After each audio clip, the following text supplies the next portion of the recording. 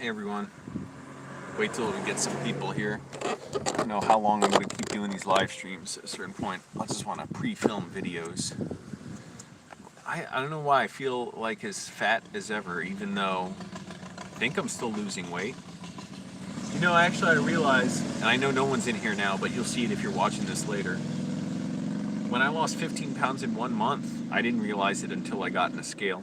So, weighed myself. That was back in 2013. Yeah, I just took a mediocre nap. And I'm trying to sleep better. That's one of my problems, I think. It's hard for me to work out now. I can't recover. It's like I'm not recovering well from my workouts. So I think sleep is a big part of that. I got to rest more. I'm cutting my sleep in half a lot of nights. Come on in, everyone. Click like. Helps the video out. I know you may be wondering, what's there to like? It's a minute into the video. Well, you click like. You can take it back later if you don't like it. But click like because it gets YouTube to share the video. It's part of the whole algorithm deal. You know what I'm talking about. Where YouTube's got to see, okay, who's got all the interaction? We're going to reward those people with more views. Hey, space junk. Is that what you call it when you go into space and you're like, okay, checking vital organs, and you check down there and you're like, space junk intact. My food bank card is getting loaded with money tomorrow, so that's cool. I'll finally be able to get the same stuff I've been getting: ramen noodle soups and a bunch of canned fish. Maybe I'll get one like chicken salad from Jack in the Box every week. Very low calories, very healthy. I get no cheese on it. I get a balsamic vinaigrette dressing. But I got to make the money last. It's like by the 20th, I'm running out of money on my food stamp card.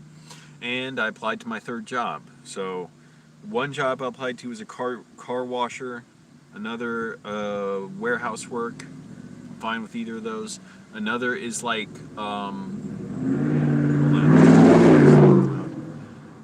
shipping for a store. So I didn't want to take that kind of job, but I'm like, yeah, it seems like it might be decent hours and shifts, and you know, the pay is basically good anywhere around here if they do the minimum wage, because it's $15 an hour in California. So that's a great benefit to being in LA. And in California, man, I couldn't stand working for $9 or $10 an hour, because all I can think is, you motherfuckers don't value anything I do. And we'll see. I don't know if I'm going to get it. I don't know. It seems like kind of place where, hey, the party is happening right now. You're in it, man. Bring BYOB. Bring your own drinks. You know what would be really cool? Actually, if I ever get enough money to where I can get some food and go to the park and barbecue at the park. They have charcoal at the food bank, by the way, so I would just need lighter fluid. Go to the park, and I'd love to grill some fish and vegetables there. That would be awesome. And maybe do a live stream of it. You stole from every job that paid you minimum wage? Oh, man. It sucks, you know? It sucks. I'm not endorsing taking from your employer, but they're taking from you. Because they're saying, I mean, basically, you're making them rich is what's happening when you work minimum wage. And by the way, here's the other shitty thing. There are jobs around here that still don't pay $15 an hour. Anywhere from like 13, or they'll say like $14.25 to $15 an hour. And it's like, I won't even consider a job like that. Because why are you even trying to go below minimum wage? Why are you trying to skim off your workers and pinch pennies with them? That just shows me your attitude, which is you're going to keep doing that. So, you know, if you value your workers, pay them. And if you don't, you'll have what's happened to me at, for instance, one car washing job. I had Enterprise Rent a Car, where we were paid like $9 an hour, and eventually, if anyone was good at their job, it's because they had a good attitude, a good mindset, and they would go off and get something else that paid more, and except me. And the people who replaced them were just worse and worse in their quality of work, and their attitude was shitty, and they were just dickheads about. I remember this one white trash, angry piece of shit, always snarling, looked like Vanilla Ice. I wanted to be like, wipe that shit you look off your face, like snarling like this. white guy. I was driving a customer like 5 miles once, and he's in the back seat, and he keeps reaching over and turning the radio up more, listening to baseball until I can't even fucking hear the customer. And it was so awkward if I was going to be like, dude, stop it, I can't, have this conversation. If we're going to have an argument like that. Hey, Lynn, you had $11.50 an hour job. Yeah, it sucks. Why work for that? And it shows they don't value you. And plus, if I was working for that, even living in my car, I could barely survive financially. So I'd be like, screw that. I'll call my bank. I'll tell them, look, I'm trying to work with you. I'm not running from my credit card bills, and I may have to do that this month if I don't get a job. But I'm trying to work with you. You got to work with me. 23 million Americans, by the way, are facing eviction. I know that all the bootlickers are clapping like seals. Good job. This is a good policy. I don't get normal people see 23 million people facing homelessness and don't think that's good, that's a success. By the way, disproportionately black and brown. So you all are racist as fuck when you do that.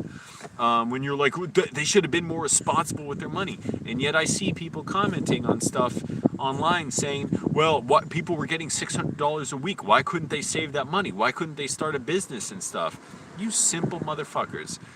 You think people are able to survive on that, or they're getting paid more than their job. That tells you their job should have paid more.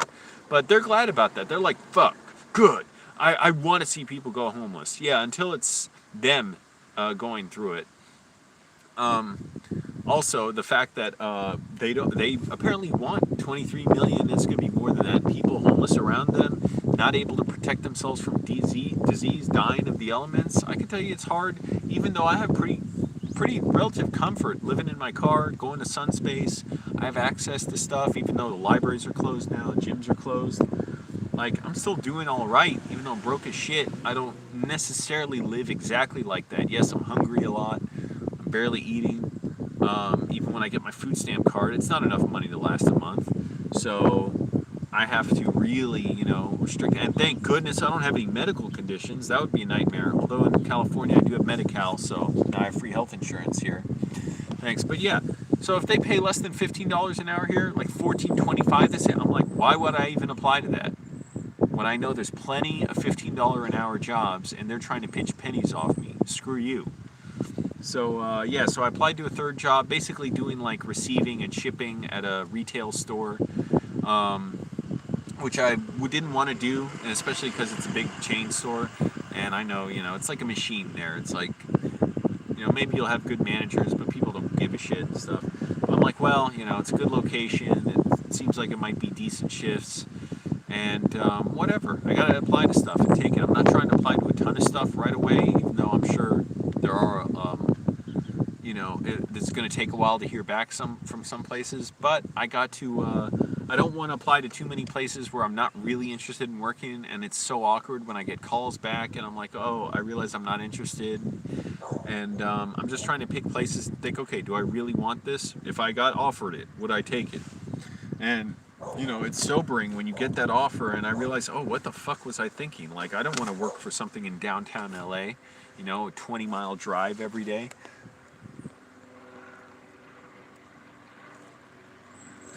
Anyways, click like, everyone, by the way. Helps the video out, helps YouTube out. That's the other thing I'm trying to do is still make YouTube videos. I'm not sure how long I want to do live ones. I enjoy them, but something about it messes with my head. I don't know. It short circuits my brain, and my dissociative disorder's still acting up. I'm not sleeping enough, so I got to sleep better because that helps me get out of my disorder.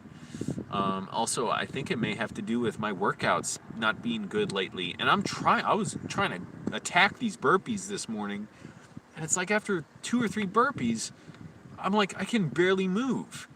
And I'm like, I'm guessing, well, I've been sleeping 4 or 5 hours a night lately, thinking, okay, I'm getting a lot done. I'm still getting up early, I'm not sleeping in. But I'm like, this is also probably I know it's wearing on my mind. I don't think the same when I'm tired, but it's wearing on my body. So I'm like, okay, I got to be more disciplined, not goof around as much during the day, get my work done, and be in my sleep, in my car bed by 8 or 9 at night. And wear myself out during the day. If I don't really wear myself out and work a lot, I can't fall asleep that early, and it's going to be miserable lying in my car. So I still feel fat as hell. I don't know what it is. Certain times, my stomach feels uncomfortable and like tight and distended and stuff. And I hope I'm still losing weight. I guess I am. I lost 12 pounds already at least, and I'm not eating much at all. Again, click like, everyone. We got 12 people here, so click like. Get to 12 likes.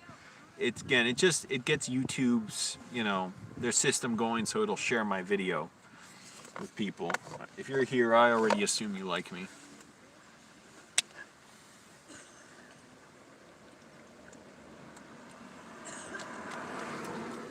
I watched a couple movies lately, and it was good for my brain to watch, and I read another screenplay, Punch Drunk Love. Very good screenplay.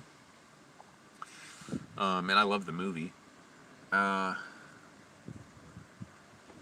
yeah, my mind is kind of drifting. I feel like I'm not making progress. I'm regressing in my dissociative disorder where I'm going numb more. And it's like, what the hell? I was getting better where I could feel more. And I don't know, this just happens every couple weeks. It's like I'll be on this wave where I'm getting better and then I get worse, but it's not as bad as the last, setback. And I'm going to block out the rear window because it's like it's like a supernova is out. It's like a train with the light is right behind me. Actually, while I'm here, excuse me, I've got some business to do.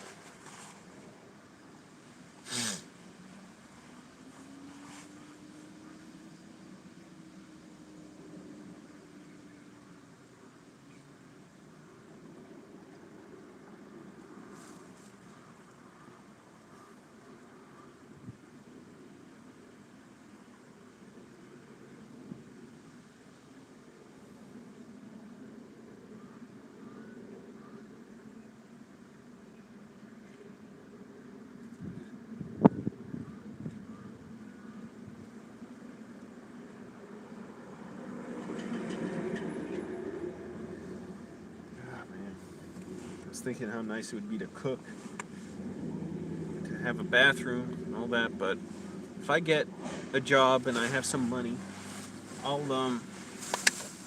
barbecue once in a while, and I'll try and live stream it. I don't know, I always worry about having a tripod there and with me and being distracted, having my hands on the food, and not that anyone's really gonna take it. It just I don't know, it can be awkward if people are coming by and stuff, and whatever. I don't care. Probably not going to matter at all. And by the way, most times a day there's barely anyone in the park.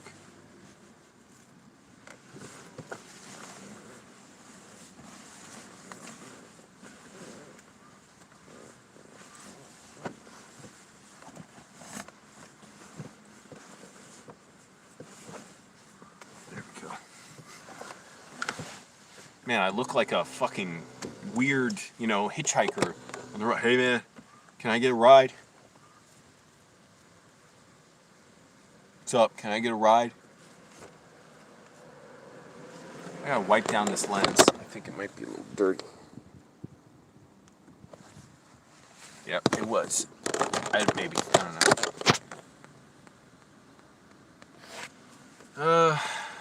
Well, I'm overweight. I don't know what anyone's idea of fat is. I don't care. I'm not trying to, pity myself, and I certainly don't look down on people, for being overweight. Obviously, I'm going through it right now, and even if I wasn't, it's none of my business, Everybody, it's fine the way they are, For me, it's partly the physical thing, but also my discipline and my health, It's not good. It inflames your body. If you get the Trump virus, as I've taken to calling it, the Trump flu, because of his mishandling of it, being overweight can make it worse for you, and everything else. We all know the health consequences. That's no surprise. So I'm just trying to lose weight and feel better about myself. I hate sitting forward and feeling this layer of blubber squeezing down on me. So I'm in the process of losing weight. Like I said, I've gone down 12 pounds already. If the dollar store scale is to be believed. Got to put a quarter in to use it. And yeah, I really need a job. So it's just crazy. Thinking 20% unemployment in the country. The good thing about living in my car, my expenses are so low. And, you know, the food bank has pretty cheap food, and I got food stamps. I'm not sure how that'll work with if I get any income. I'm sure if I'm just making a few hundred, like $800 a month, I probably can still keep the food stamps, but I'm going to have to report it, and they'll make their decision, you know, whatever. But I'm pretty sure that's still, you know, it's like they don't take you off food stamps for that. And it kind of sucks too because at least the Vallarta supermarkets are one of them that has, like, I get my water there super cheap. You can't get this at Ralph's. This is 65 cents. It's awesome. I don't give a shit about, oh, I need designer water. Vallarta used to have a like a salad bar, and I would get really healthy meals there. I'd get rice and beans and lots of lettuce or spinach and a little chicken. And it was fairly cheap. It was like $8 a pound, something like that. So comparable to what you get in a store, but I can pick my ingredients and everything. Plantains, those are healthy too. But they stopped having that with the Trump flu, the Trump virus. And so that sucks. I could get that, but I wouldn't even get it now because I don't have the money. Even with the food stamps, the money goes too quick. So, you know, I just got to pick my food from between whatever I can get cheap at the food bank. Like, I won't get protein drinks on my food stamp card. That's way too much money to charge on that. I can get them at the food bank for like $1 for one of these. You know, I'll get a pack of 4 of them or something. Or I don't know if I don't know exactly. I don't get a receipt breaking it all down. You know, the cashier basically looks at everything, counts it up. They have their system, their set prices, and they'll be like, they'll just say, okay, $7, $10, whatever. You pay that. So they're not putting each item on there. It's really laid back there. It's nice. But, you know, it also depends what they have donated there that day. So, you know, lately they haven't had as much, like, fresh food that I can get. They have lots of fresh food, but it's stuff you got to cook. So on the food stamp card, I just stick to getting bottled water and canned fish, basically, because canned fish is really good for you, especially sardines and mackerel. Tuna, I hear you should limit it because of mercury in it, but it's got a lot of protein, so that's good about it. Man, how's everybody doing? How are you all surviving?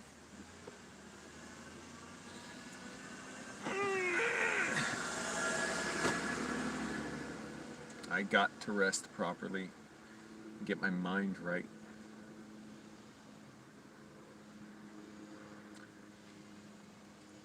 Sucks. I'm still struggling through my dissociative disorder to really feel myself. It makes me numb in a way, so I can't feel movies, feel myself.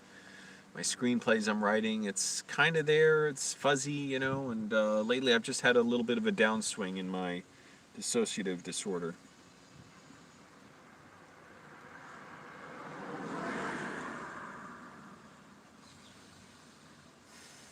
9 likes, that's pretty good. 11 people, it's a good ratio.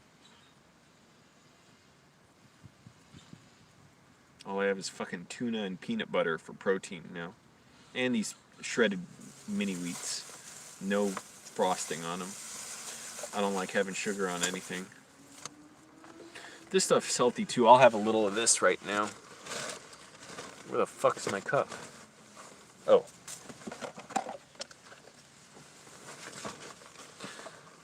Vinegar. Apple cider vinegar with mother in it. That's the protein. So I have this every morning, just like a spoonful of it, and I'll put it in water. I have some more right now. Supposedly it really helps. First of all, it just helps with your health and digestive tract. I don't know, whatever. Maybe inflammation? I don't know. But it also supposedly helps you lose weight. Like just a little bit. Like I saw Bob and Brad on YouTube, their physical therapists, do a study saying like people who took it every day lost like 5 pounds over the course of 6 months. So not a lot of weight, but it can help you lose weight. So again, just a little bit, like a Basically, it's a series of few. Oh shit! I don't want to put a lot because this stuff's strong, you know. But and this I get from the food bank. I don't pay full price for this. Also, I'm in the poorer areas of the valley. There's no Trader Joe's around here. The rich crackers. Go and shop there. And there you go. Holy fuck! Somebody donated $20? That's amazing. I don't see who donated it yet. Lauren Ashley, thank you. She's been commenting a lot lately. Appreciate it. Vegetable garden's doing well. Yeah, that'd be cool if I could have a garden. Yeah. And my mom has a garden too. Thank you, Lauren. That helps so much. I appreciate it. Man, it's weird doing these live streams. I don't know if I should always do them for my mental health because it's just weird, the constant talking and stuff. It's like I need my mind to rest, but people watch and then people like you donate too. And even if you don't donate, it's fine, you know? It's supporting me just to watch, but don't just think about me and not watch. That's not good. You gotta watch. But thank you for that. Yeah, trying to get my mind back into movies, and it's just a weird drug trip. It's like it's like the experience of having depersonalization, derealization disorder. Getting over it every fucking day is like a different thing, different symptom, but it's still the same in a way. I'm still having trouble experiencing reality and myself and going numb and all that. It's like I'm stuffed full and no emotions can get in a lot of times. Yeah, thank you, Lauren. That helps me out too. Again, YouTube's a job for me as well. It's a part-time thing.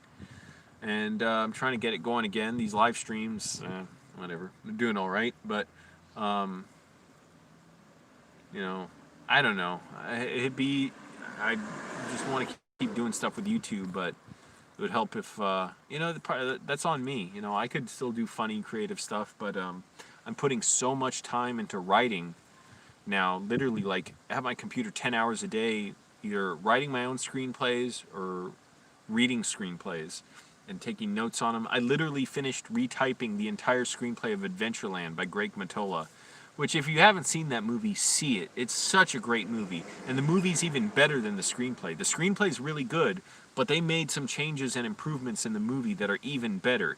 For instance, Bill Hader and Kristen Wiig, their characters, they're the married amusement park managers of Adventureland.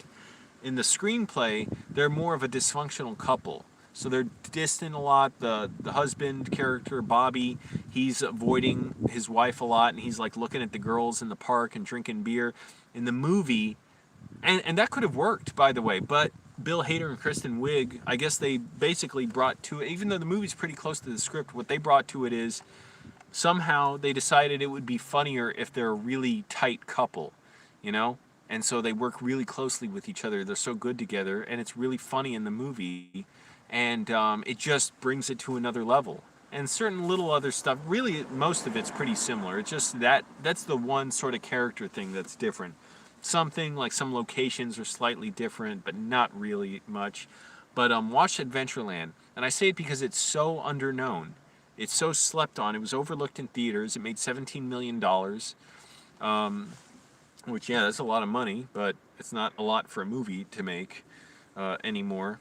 And it's such a great movie. And the commercials totally misled people into thinking it was another farce, or it was going to be a farce, and they said from the director of Superbad. And when they kept saying that, it's like people thought it was going to be this sex comedy, even though Superbad elevates that as well. It's really about the friendship between the two main characters. But let me drink this. It's strong. Put a little too much vinegar. There you go, just slow it down. But Adventureland is so touching. It's such a well done story. It wouldn't be made today, I don't think, even though it was made 11 years ago. They don't make small movies like that hardly anymore. I don't know, maybe. I mean, but increasingly studios aren't. And it's just a wonderful film. And it looks beautiful. It's so well shot. And here's the thing. It looks like from the commercials it's going to be this like nerds versus jocks sex comedy or something. It totally isn't. It's actually a drama with a lot of comedy in it. It's really good. So go see it. And I just retyped the whole screenplay. The reason I do that, maybe if at some point this channel is going to become primarily screenwriting instruction. It helped me figure out what it feels like to write a great screenplay, but also to feel page by page, you know, as I'm typing out, wondering if I was writing this, because obviously I love the movie and I love the script, but if I was writing this, would I be worried there's not enough conflict, or it's not propulsive enough, or there's not enough new changes in the story, there's not enough turning points and stuff. So it helps clarify stuff with me. And then there are great lines that I love where I'm typing, I'm just laughing, and I sit back, I'm like, oh my goodness, that is so good, you know, what they wrote there. And it takes me a while. I'm slow at doing that, and I should be quicker. But I stayed up late doing it last night and then watching a movie, and I finally fixed the speakers on my laptop. I'm so happy. I didn't realize the normalization EQ was turned off for some reason. It was automatically turned off somehow. Because I thought later I turned it off manually to turn off all the enhancements on the sound, but I turned it on last night, and it works. The speakers, the volume's back up. So for a while the volume dropped. I didn't know why. It did it randomly. It was way too low, and I'm like, oh shit, this sucks. And it came back up for a little bit, then it went back down. So my computer did it automatically. I don't know why, but now I got it going so I can watch movies with the tinny audio on it, but at least I can hear them now. Thank goodness. And sometimes I wouldn't even watch stuff on my laptop. I would watch on my phone because I can bring up the volume more. And I'm like, oh, what the fuck, man? This is such a pain. For months I've had this problem, since before the pandemic. Finally figured out, in the sound settings, the normalization EQ, or whatever, basically it's like compression, sound compression. It, you know, compresses the levels sorta, so everything's a little bit higher too in the volume, so the gain is boosted. So that's great. Anyways, so still struggling with my disorder, but it just takes time. And I do think some of that is when I read too much, like I've been doing, and when I talk too much, it's like the words swirl around in my head and collide with each other, and my mind won't calm down. So that's why I'm saying I don't know if I should always do these live streams. It's not always necessarily good for my mind. But also it's just time, you know, I guess. Let me finish this.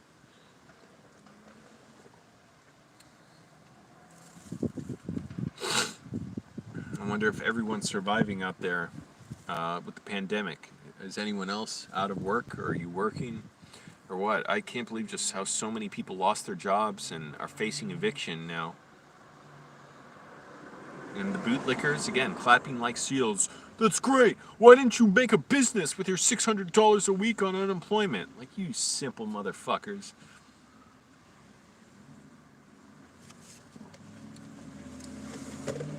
Landlords should not be in the business of trying to get people who lost their jobs to pay for their bad business risks, which is what it is. When you're a landlord, that's a risk. You have a property, that's an investment. If it loses money, that's part of the risk. What you should do, polish up that resume, turn it in at CVS, turn it in at Walmart, get a job, get some work done. Instead, what they do, they cry and pout and they say, I want my my tenant to pay me. And what do? They will lock tenants out. They hate tenants so much they will smash the whole inside of the unit. And I've seen this.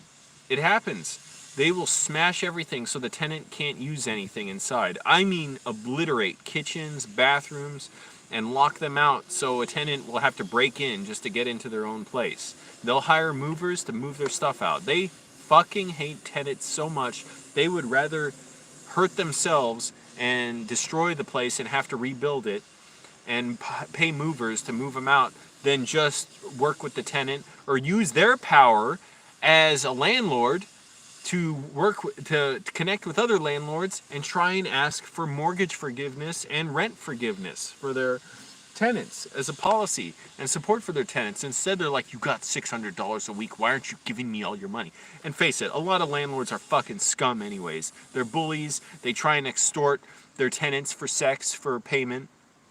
They try and intimidate their tenants into not asking for basic repairs that they're required to do by law. They're bullies.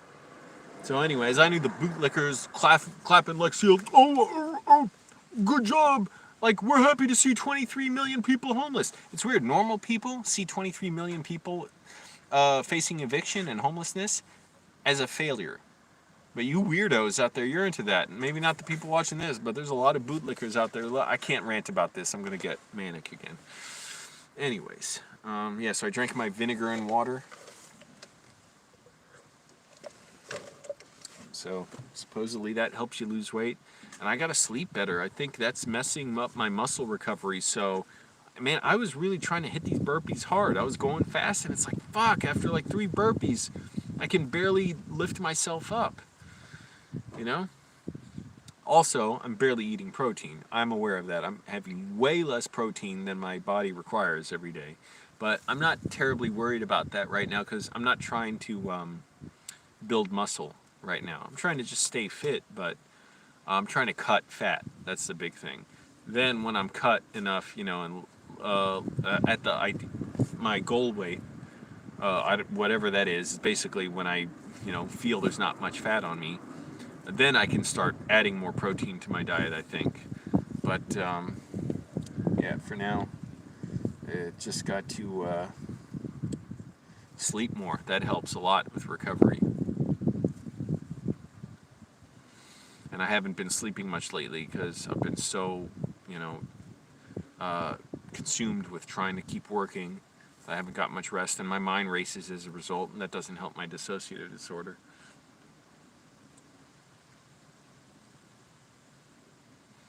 Anyways, 15 likes here. That's cool. And 9 people. 9 personas. So yeah, I look like a fucking deranged hitchhiker with this hair. This is crazy. Now, it's like weird. When my hair... It's like same with fingernails and toenails. Once... not so much maybe then, but hair. Once it gets a little long, then it seems like it grows so much faster. In the last week, it seems like my hair's grown 3 inches. 3 pulgadas.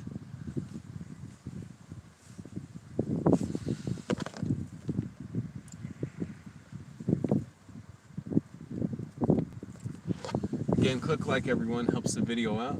And it's weird too, like my hair gets in the way of my eyes. Like I'm not used to that, you know, I've never had hair that long. I kind of look like Javier Bardem in No Country for Old Men, at least the hair, you know, the crazy mop top.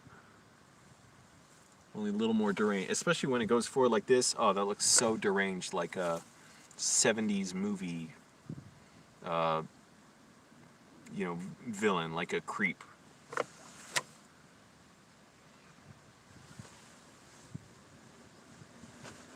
Hey man, which way is it to town? Can you give me a ride?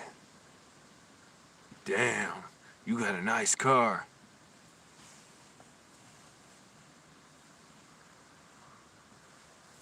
But I save money on haircuts.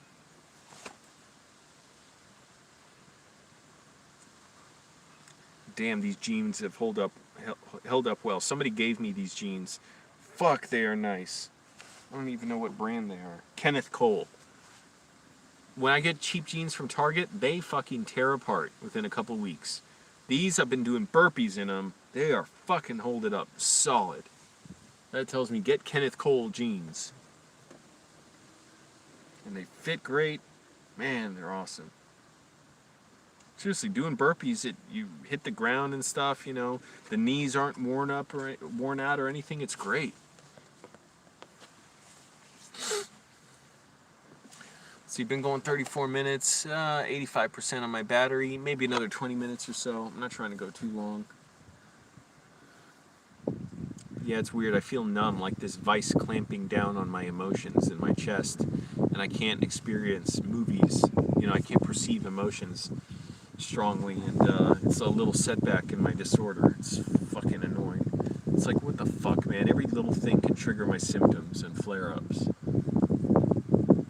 Cleaned my car this morning because I figured why not. I used the last of my car detailer spray, so can't afford any more of that. But I figured do something while I'm up, and I couldn't work out longer. I could sort of, but I'm getting like 1 to 2 burpees out before I'm just worn the fuck out. And I was trying to go after them hard. I wasn't like, distracted or anything. And so I was like, well, I should be doing something. I can walk around, and I fucking hate walking in the park in the morning because the sprinklers are always going, and the grass is soaked, and it soaks through the holes in my shoes to my socks. Thanks, Kevin. I'm in Los Angeles. Terry. And yeah, thanks. I applied to car washing. I applied to, and not at a place where you got a detailing. Detailing is damn hard work. I did that one day, it fucking blew. But car washing at a rental car place, warehouse work, like evening shifts, like 5 hours. And today I applied to a retail store, like a shipping position where I'm unloading pallets or whatever, doing inventory, stuff like that. So, I'm not trying to apply to a ton of stuff because I hate getting the multiple callbacks and everything. But also, I'm trying to make sure whatever I apply to, I definitely want. So it's close by, it's hours that I want. I'm not trying to do full time. I'm not trying to do overnight, even though I might do that if I'm at the retail store. I'm like, fuck it. I need the money, man. I need it so bad.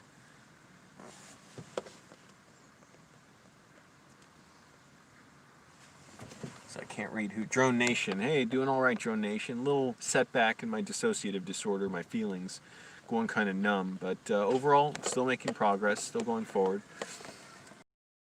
Movie extra, that's a tough gig. Yeah, it's not as simple as it sounds. And basically, right now, there aren't movie extras because there's not many movies being made. There are independent productions going on, but being an extra, you got to be basically on call right away, and which is fine, but I don't even want to risk that. And also, the thing is, yeah, maybe now I have the time for it because I'm not doing anything else and I'm getting up early every day. But to even get cast first, there's a company that I tried. I did a live stream where I measured myself to send in my measurements, but basically you have to go to their office so they can take pictures of you. And the thing is, they're constantly booked. And so you have to get an opening. And what they say is check between these times in the morning, every morning, when we may have like 10 minutes or something, where we'll have openings filling up. And I was like, screw that. At the time, I wasn't even getting up early like I am now. But I'd have to do that and go there and get my picture taken. And then, yeah, whatever productions are still going forward, because there aren't many now in California.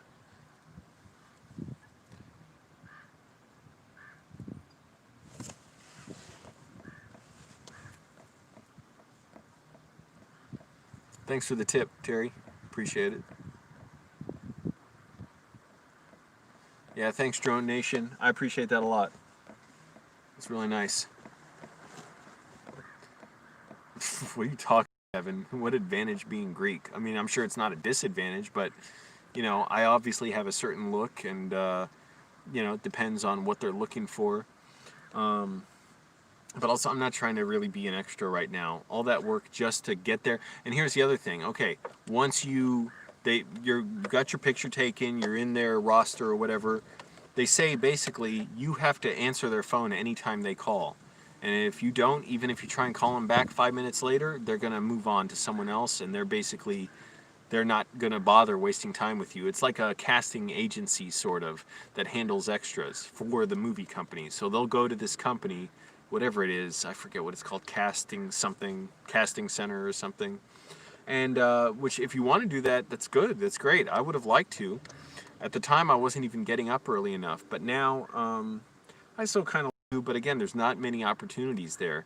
And also, I don't know how steady the work is. I want steady work, and I want to be able to work on my screenplays and recover. And my screenplays are the big film work for me right now. I'm realizing more and more this is gonna. It's so much. There's so much more value in my screenplays than just working on set if I have to choose. And I'd like to be working on set, but right now there's not many sets anyways that are in production. So the biggest value I can have is working on my screenplays. My screenwriting is going to last so much longer than, any film shoot.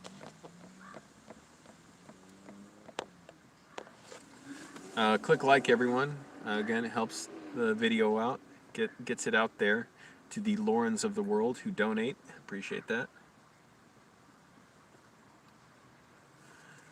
I'm getting up at 4:40 every day. I still lie down till like 5:30 or something a lot of times, but trying to be better about that.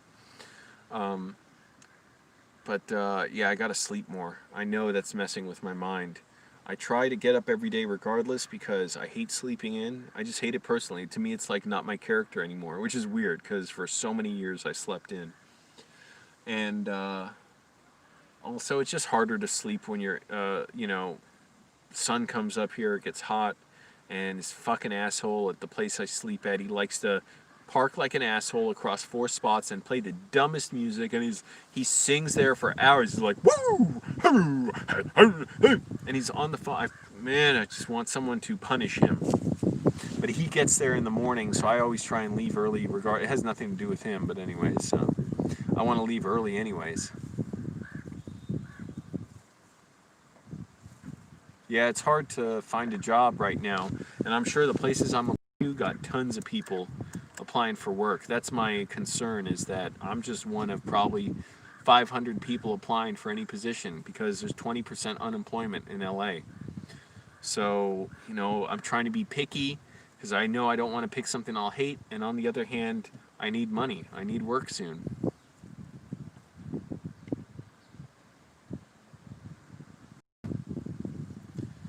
And, the writing is not ready, obviously, for feature film yet.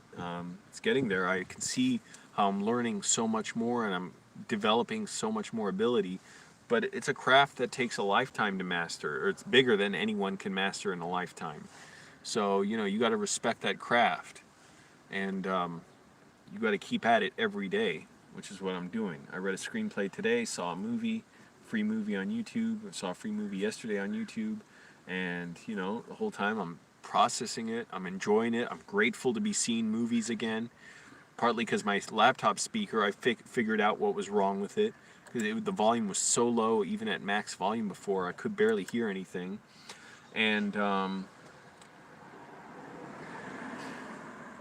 just glad to be watching movies, because for months I couldn't even watch movies. I was in so much pain with my dissociative disorder.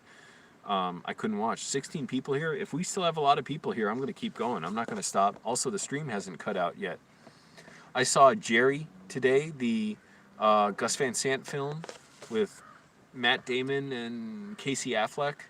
And yesterday I saw a really interesting movie with Willem Dafoe called The Hunter, which I'd never heard of, with Sam Neill as well, set in Australia. I almost said that with an Australian accent. And the whole time on that one, especially, I was very conscious of the writing. Not because of anything the movie did bad. I mean, I was paying attention to it, like, oh, what's the movie doing here? What's this? Because my mind is so switched into screenwriter mode.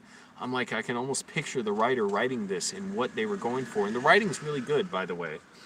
But but I was so aware of it, I almost had to come out of that to just enjoy the movie, because I'm thinking, oh, they're setting up something here. Something's going to happen with this location, And it's well done and everything. And anyway, so I was just so glad to see movies again, because I haven't seen any for a while. And now, after I worked on my screenplay for a while, I want to take some time to get more education on film and then go back to my screenplay and rewrite it a bunch. And while I'm also writing other screenplays, you never just work on one project. You get your mind working on a lot. And basically, it's like, don't be lazy. That's the big thing, big problem for screenwriters is they don't want to learn. They don't want to go through the trouble of stirring up these emotions to really analyze what they're doing and really develop all these facets to their writing abilities. So I'm trying to do it all. Whereas someone might stop and say, "Oh, this is too unreasonable. I can't go further." I say, "No, I want to go way further." How do you send money through the super chat? Yes, you can add. You can pay on Super Chat. Um, oh, Lauren answered that. I see. Yeah, you can. It'll when you click Super Chat, it'll ask for whatever your credit card or PayPal info. But also, I have Cash App and Venmo. It's in the description. So if you're on there, you can just send that. Also, it's good to send it on there because they don't take a cut of it. YouTube takes a huge cut, like 30%, so 35% or whatever of the donation. So if you want to send it there, also I get it much quicker on Cash App or Venmo because YouTube pays once a month. But I appreciate it regardless. Don't get me wrong; it still helps a lot.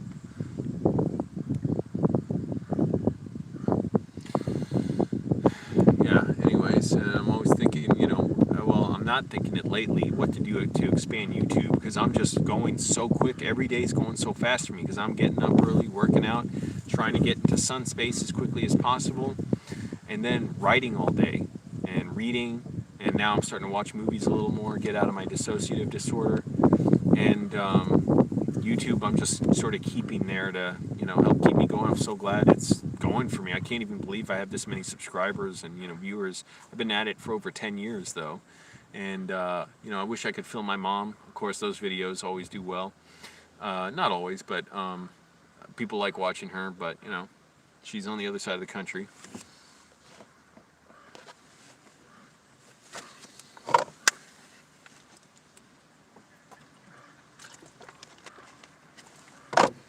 I'm getting a weird feeling in my leg. So depersonalization, derealization, it affects my sensory input. Like, it affects how you see things as real or not. I get strange. For me, everybody's symptoms can be a little different or very different. But I get strange tastes in my mouth, like there's ice on my tongue, or like chemicals are running over it, like soap. And this last bout, every bout I've had of it too is different. I have 4 bouts of it now, about a year long each time. Horrible. This last one is the least severe, and it's still horrible. But I'm holding my hip now, my left side, like upper thigh. It's almost like icy hot is on it when my dissociative symptoms act up. And it's like a feeling of coldness radiating or heat radiating. And it feels like somebody's got an ice pack on my leg or a heat pack. Lately, it's been much less severe, which is good. It's a way for me to track my symptoms. So it's like, oh, it's getting better. It's less severe. It's less bothersome, intrusive. When I first got my relapse, it was so intense. It felt like a fucking heat pack was there on my leg. And I know what a heat pack feels like. I had them when I was going to the chiropractor after my car crash. And those heat packs are damn hot. It wasn't like that on my leg. It wasn't painful, but it was so noticeable. I'm like, whoa, what the fuck is this?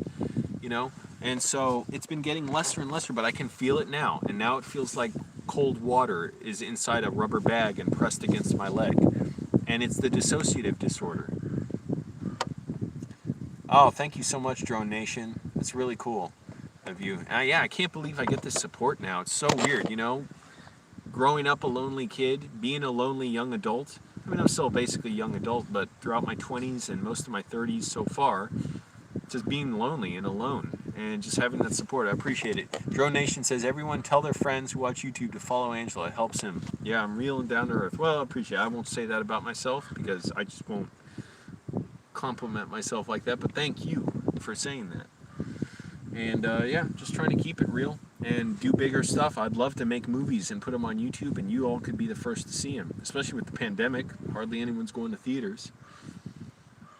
And really, my movies would do better on YouTube, at least 1 or 2 of them that I'm thinking of making, than they would in theaters. I just know they're not the kind of thing that get a big audience in theaters. But on YouTube, it's a different audience because people are there waiting to watch stuff. So that doesn't mean a different quality or lower quality. It can just mean, thank you, Terry. It can just mean it's reaching a different audience. It's a different level of conflict and story, and stuff in theaters has to be very high concept generally. High concept meaning this means this. Like, think Jurassic Park. That's a simple example. What happens if we can clone dinosaurs from the blood inside of mosquitoes trapped in amber and open a theme park and it goes wrong. Very high concept, as opposed to, say, another disaster movie like The Poseidon Adventure. Well, that's high concept too. A huge storm rocks this cruise ship upside down. Okay, something else. I don't know, but as opposed to, say, just a relationship drama, a little love story or something. Those are great movies, but they don't get huge audiences, and they certainly don't get made much by studios, if ever. Thank you, Terry. My mailbox, I was going to say P.O. Box, my mailbox is in the description. If you want to send me something in the mail, you can send it there. People have sent me gift cards. Somebody sent me $2 recently. Thank you, whoever did that. They didn't put their name on it, but I took those $2 with a third dollar that I already had in my pocket, or the first dollar I had in my pocket, the other two, and I went and got 2 tacos at a food stand. That was like one of my only meals in a while the other day, and I got onions, cilantro on it. It was so good. And I still didn't eat the crust of this other tortilla that had beans on it. I ate the beans, but not that tortilla. I'm like, empty calories. I didn't even try one bite of it. And yeah, so people send me gift cards and stuff. And anyways, yeah, you can send packages there. It's in the description, my mailbox. And that's another thing I want to I get money for. I got to pay for my mailbox next month, I think. I forget which exactly, but yeah, I think maybe September or maybe October. I'm going to have to pay another $100 or whatever it is for 6 months to have my mailbox, and I really got to have it. Thanks, Drone Nation. Yep, well, I'm working hard. On them. Chaplin's Tacos. Yeah, that'd be good. For me, it would, well, yeah, Chaplin's Tacos. That's a good one.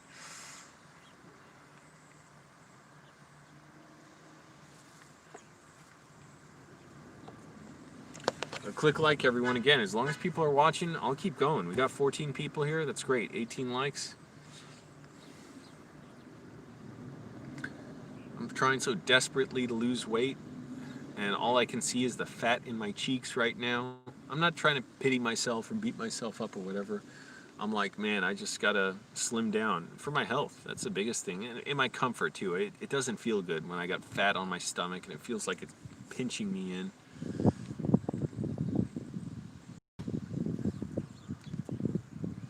I think I can hear someone, yeah, driving a radio control car. Whatever. At least it's cool now. It's not too hot out. It's been damn hot lately in LA, which is fine when it's breezy and I have the windows open like now. The breeze is blowing in. It's so comfortable in my car. When it's hot though and the wind isn't blowing, oh, that's awful. That car looks like it just drove out of a pile of dust. Oh, fucking blew through a stop sign. Piece of shit. People are always doing that. Didn't even slow down for the stop sign. Oh, Terry, I appreciate it, but I'm actually good on shirts and socks. I really don't need any. I have tons of socks, and I have lots of shirts. I appreciate that, though. I mean, if you want a gift idea, send a gift, like a prepaid Visa card or a grocery store gift card. You know, Vallarta would be good, or Ralph's. I don't want to go anywhere that has a big line, but I'll try Ralph's. I don't know. I haven't been there in so long because I'm not trying to drive far or anything, and also I don't know what the line situation is there as far as getting in, because they only let certain amount of people in because of the Trump virus. Yeah, I'm dissociating now, but it's just so fucking weird and unpleasant and uncomfortable. Man, I gotta live with it, It's no surprise at this point, so it's just part of what I'm going through. It's better than it was months ago, that's for sure.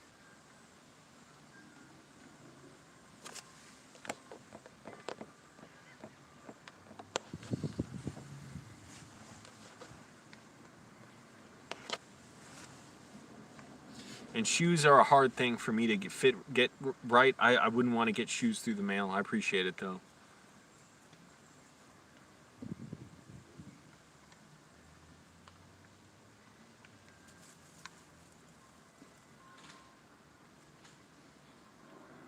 It's really hard for me to find shoes that fit.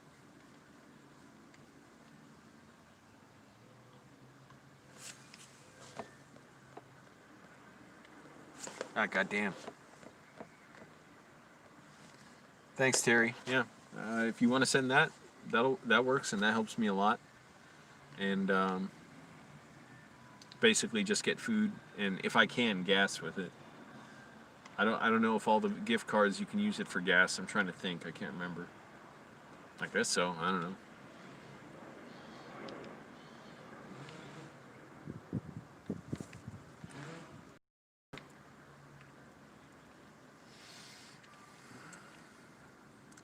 Yeah, just trying to push myself every day, keep writing no matter what.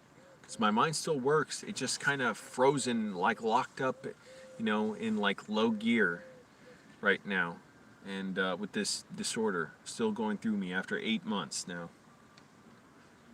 And it's taken its time, but I hope this is the last time I ever go through it. Because it was fucking hell on earth at the worst parts of it.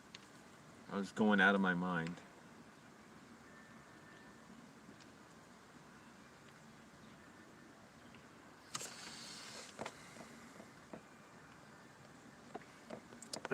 I don't know, Drone Nation, if it helps to talk on here or not. I really don't know. Sometimes I think it does, and sometimes I think it gets my mind spinning too fast. And my mind is just like, it obsessively latches onto stuff where if I have too much input, and that includes moving my mouth too much, that's like a sensation, of like it gets my mind racing. So I don't know.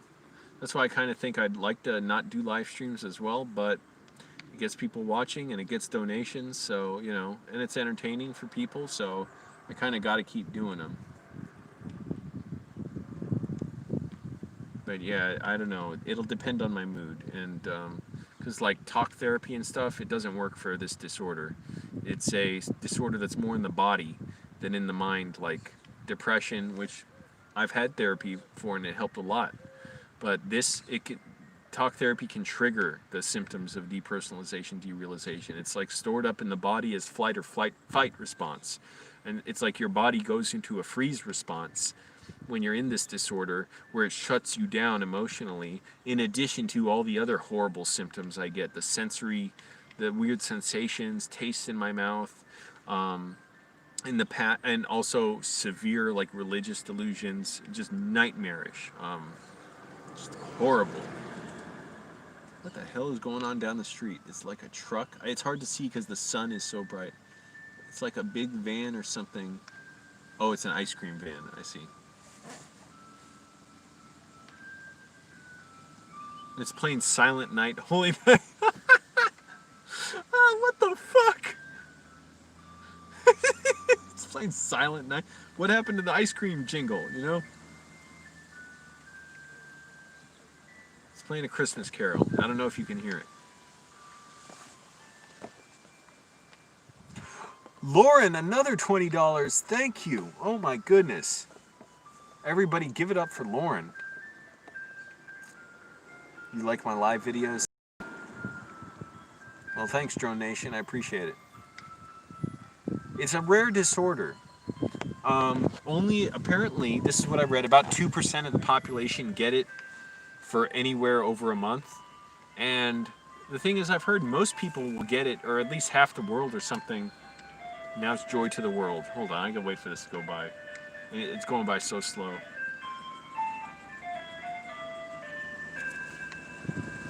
Ah, you can't see it.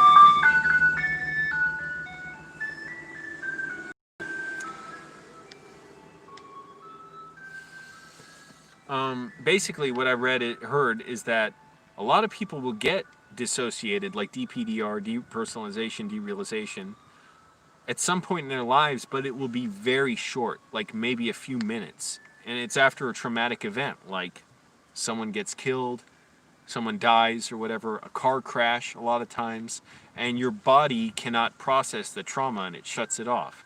But then there are other people like me who get it, and it lasts long after whatever triggered it. And it can last for months and months. And this is my fourth bout with it, and each time it lasts for about a year. And even after I recover, I'm still very prone to relapsing. It's horrible. But it builds and builds this feeling of anxiety in me, and then when it happens again, then it's like I'm totally reversed. Like my polarity is reversed, the switch is flipped, and it takes me about a year each time to get out of it. It's horrible, it's nightmarish. This last one's been best. It's been the least harmful for me, but it was really hard at times. I didn't quit working on this movie that came that I worked the first day on it was like a few days before I got my relapse. And I still don't, I miss how I felt before this relapse. I was so sharp and stuff, and I was into, my mind was in everything I was doing. Now my mind is still foggy, but I'm going forward. I'm still working, well, I was working on film sets, even though it was hard. But when the movie was shooting in spurts, like here and there. And so it was like a few weeks off, then we'd shoot, and a week off, and then a few more days. I was having to work a job on that film where I really had to concentrate. It was nightmarish. It was so painful. I wanted to quit every day, and I'm glad I didn't quit. I'm really glad I didn't. But it was so painful because I would be fucking dissociating so badly. Like, I could barely concentrate on what was on screen. And I was also in fear of my life because I thought, oh my goodness, what if I get so sick I have to be taken care of like I'm disabled again, like before, where I couldn't drive. I was in a lot of pain. My mind, one of the worst days I remember. It should have been a day I enjoyed so much. After we wrapped shooting, I went with the director and two other people, I think. We went and took like a U-Haul truck with the sets that they built, and they were being stored in a storage unit. And we went and drove them there, and we're unloading the stuff into the storage unit. Normally, that would be so much fun for me to do. I would love doing that. I was in so much pain that day. It was so hard for me to concentrate because all these horrible intrusive thoughts were coming into my brain that I don't know how to describe it. You think intrusive thoughts, you think daydreaming? No, this is like, imagine you trying to look forward and someone keeps hitting you in the head like this, you know? But it's inside you. It was so painful. I was so upset. I almost quit that movie so many times because it's like I couldn't talk to people on set. Everyone's conversing, in between scenes and having fun and on lunch breaks. And I'm like, I'm not even a filmmaker anymore. It was truly, I choose not to remember this stuff most of the time. I'm remembering it now, but it was truly some of the most painful moments I've had in LA.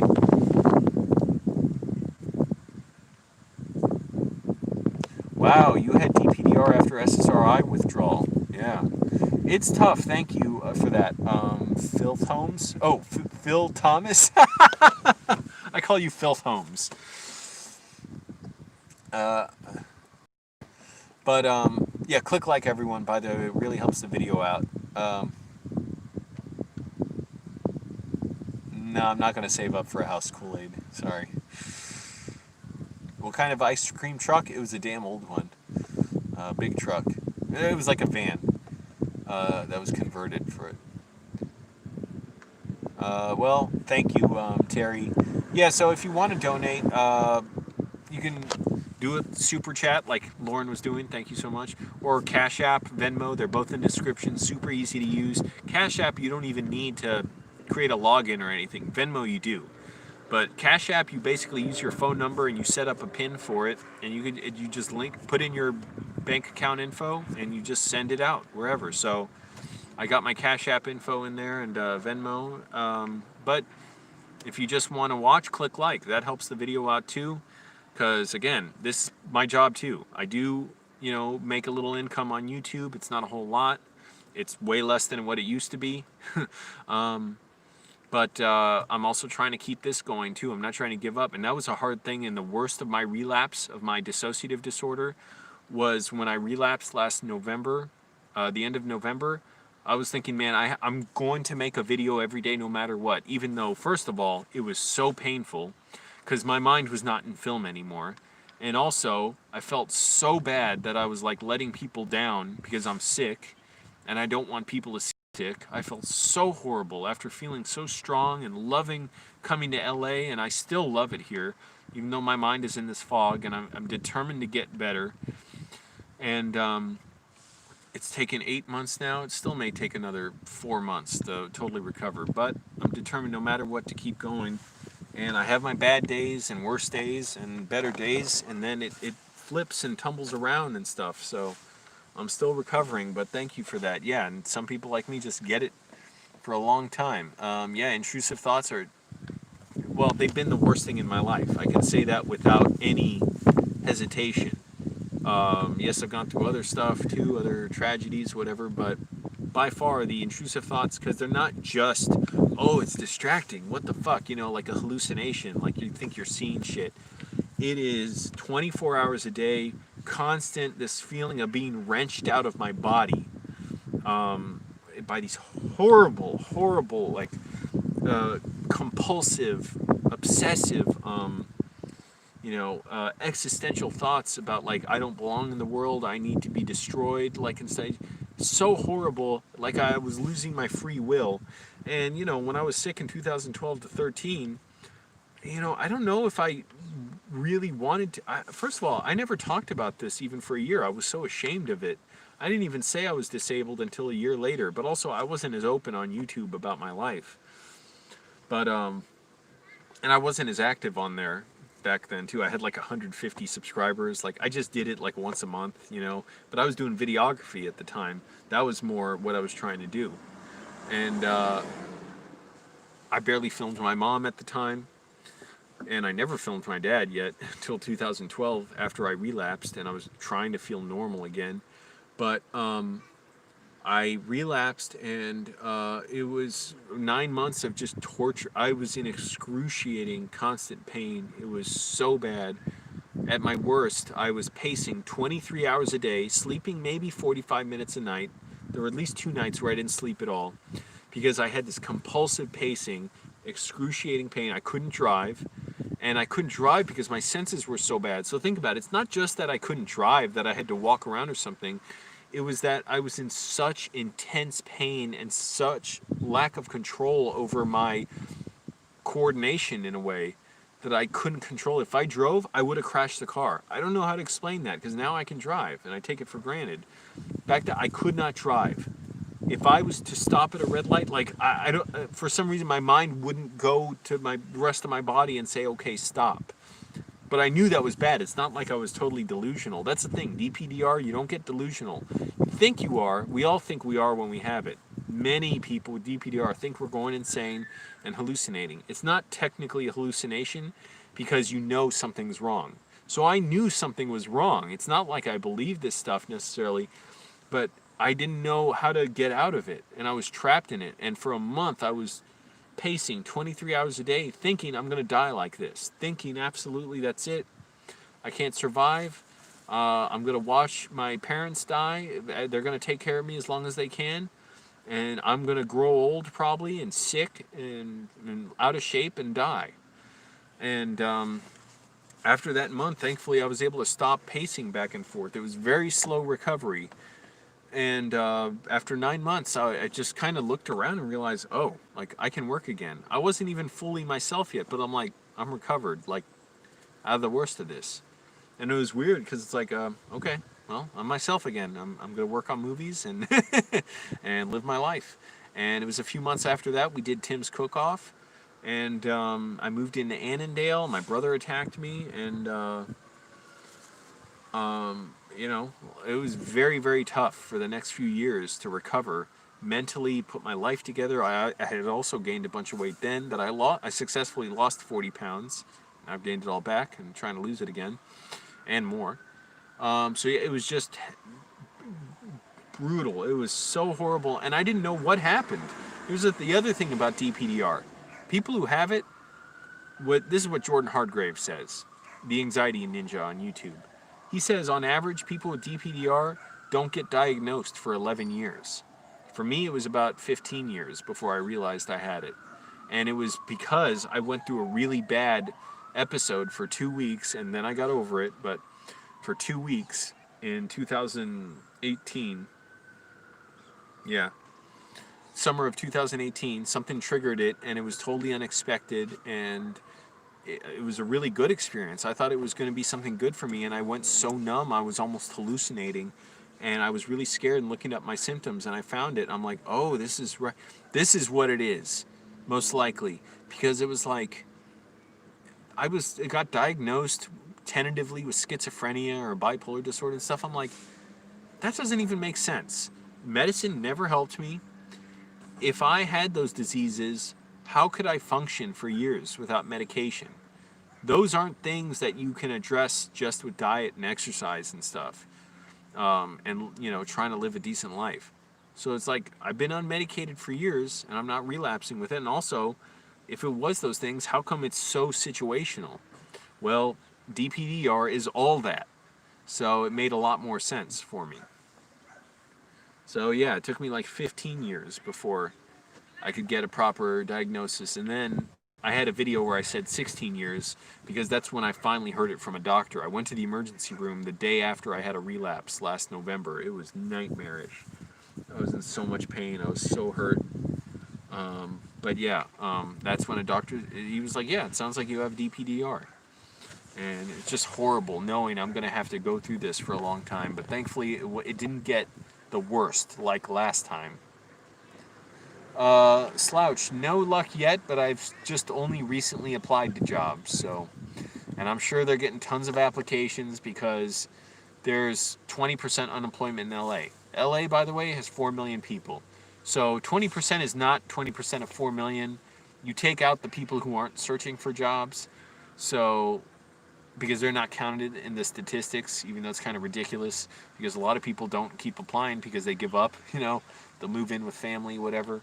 But that's a ton of people still who are applying to jobs now, unemployed. So I know I'm one of like 500 applications on a lot of these things. It sucks, but I'm just hoping to get by the best I can, and that's why I'm doing YouTube as well. Thank you, Filth Holmes. Thanks, Drone Nation. I appreciate it. Yeah, that's true. Oh shit, did it freeze? Okay, wow. I'm surprised the stream lasts so long without freezing. This damn phone, it does it all the time. Yeah, that's true. A lot of people don't know what it is, so it's better that they know, because it's such a nightmare. I don't even want to talk through again what it was like to go through it and not know about it. It helps a lot, even though when you're in it, like even this time, I was really scared it's not DPDR, that it's something real that's destroying me, because it can make me really delusional. And it's so overpowering. But that's a common thing with DPDR sufferers. They have the same problems where they worry they're going insane. I literally thought I had brain damage when I was 17. Because I'm like, what is going on with my brain? I thought on the one hand, God is destroying me. And just hated my life to no end for that, thinking, well, you can't escape God. So that is the worst fate ever. And that was what really helped sour me on religion. Because just seeing the hypocrisy of it, it's like, well, other people aren't destroying their lives for this, so clearly they're hypocrites. They're not willing to give up their lives the way I'm going through it. And when my life was just beginning, 17, I barely knew anything about life. I thought I knew everything, but it was hell on earth in so many ways. It was absolutely devastating. And then I spent years recovering, and I'm still recovering from that. Mentally and emotionally, what I went through. Just how shocking that horrific experience was, and not even knowing it had anything to do with mental health. I literally didn't know that at all. I didn't know what mental health really was. The only thing I knew about psychologists and psychiatrists was literally what I saw in sitcoms. Was, oh, that's for crazy people to go lie on a couch and talk about their dreams. That's literally what I believed about it. I didn't know, because those fucking Catholic schools don't tell you shit about that stuff. Thank you, Filth Thomas, Filth Holmes, for donating. That's my nickname for Phil Thomas. $10 donation. Yeah, I appreciate it so much. Glad I was able to entertain you with this. Yeah, Filth Holmes, as I like to call him. Yeah, I appreciate it. So yeah, it's really tough, and I go numb a lot still, and it even in good times, it would really freak me out. And I'm always going to struggle with it. I don't think I'll ever get fully recovered. I know, people who say they can fully recover, and Jordan Hardgrave has his course where he says he fully recovered and he can help other people do it. Didn't work for me. It's not working for me. I think I get it so much worse than a lot of people. It's not me pitying myself or comparing myself to them. I'm glad they don't have it as bad as this, where other people can recover. For me, there's the other factor in there of, yeah, all the stuff he talks about, relaxation, eating well, getting up early, exercising, all the stuff I'm doing, being active, which is time. And not only that, there's certain things I don't think I'll ever lose my sensitivity to that are just triggering for me. So all I can do is try and rebuild my life, and avoid those things. But it's tough, Those things were so disturbing to me that I went through it like 17. With my disorder, those hallucinatory thoughts, they'll never totally go away, as much as I always think they will. Drone Nation, that's okay. I appreciate the sentiment, but I don't believe that. So yes, Filth Holmes, appreciate it. Thank you, Terry. By the way, here's something that bothered me lately. Since we got a bunch of people here, I'll keep going till the phone dies. I don't care. You all keep donating, so hey. There on NPR, I used to listen more certain times, even though that station is so fucking boring, maliciously boring. It was really boring in the mornings, especially when I would drive to work. I used to go to work at 6:30 in the morning when I worked for Enterprise Rent-A-Car, and I'd listen to them in the morning. Most motherfucking boring shit on earth.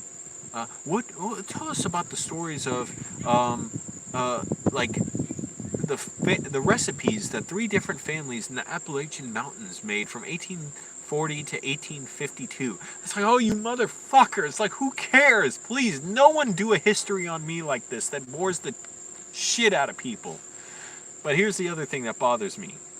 And now that I'm in LA, I had a different perspective on it because they have different NPR programs here with the local affiliates and different people who read the copy for the sponsors. There's this one sponsor, the Billy T or something, and Catherine D. MacArthur Foundation. I forget exactly what it's called. The John T. and Catherine MacArthur Foundation? The John and Catherine T. MacArthur Foundation? They always read this copy for it. It went the same every time. It was like, NPR is sponsored by the John T. and Catherine MacArthur Foundation, or the John and Catherine T. MacArthur Foundation. Bringing here's what it always sounded like in Virginia, a just, more burdened, and peaceful world. It was driving me insane hearing, what the fuck does more burdened world mean? Why are you saying more burdened world? Motherfucker screaming. It drove me nuts for years. Like, hello, this is a lady fucking growling on the phone.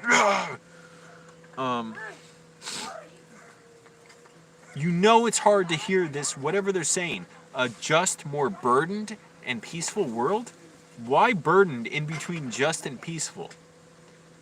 Well, I could never figure it out. It drove me nuts for years. In LA, they have a different person, a different woman reading it, and I finally heard it clearly the other day. She said a just, more verdant, peaceful world. Whatever verdant means. It sounds like verde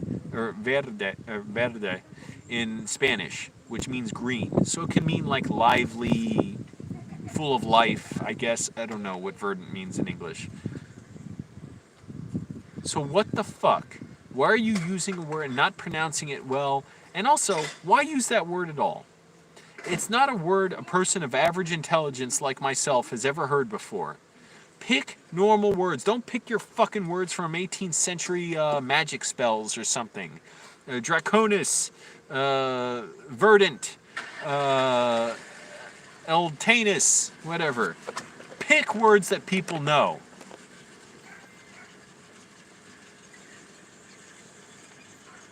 Thank you, Terry. Appreciate it. John D. and Catherine T. Oh, so there's a D and a T in there. Already, too many initials. Drop the initials. More verdant world. What does it mean? When I hear the word verdant, here's the other thing about words. I get weird images and sensations with certain words. I picture someone reaching out to me and rubbing something on me. A verdant. Verdant. Don't ever say that word around me. Holy shit, I'm getting motion confused because the car on the other side of the street, the lady who was growling into her phone is backing up. And so it felt like my car is rolling forward or something. I'm like, what the fuck?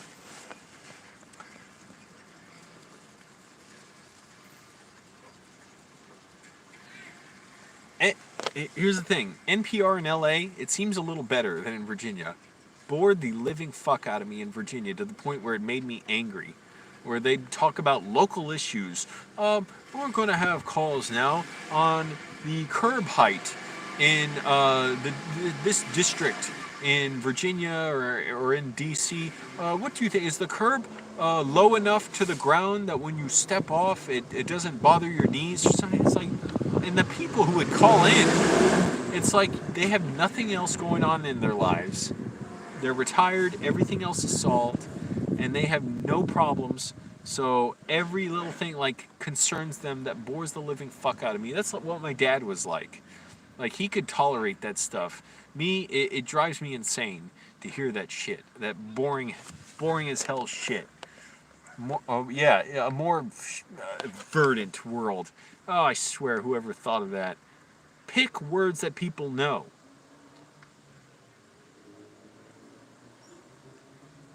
A just, more verdant and peaceful world. Okay, people know the other two words. Who the hell knows the middle one? You arrogant snobs. That's the other thing about NPR. I always feel like they always think they're better than everyone. Listen to this. Oh, and the music between shows just god awful in Virginia. In LA, it's a little better.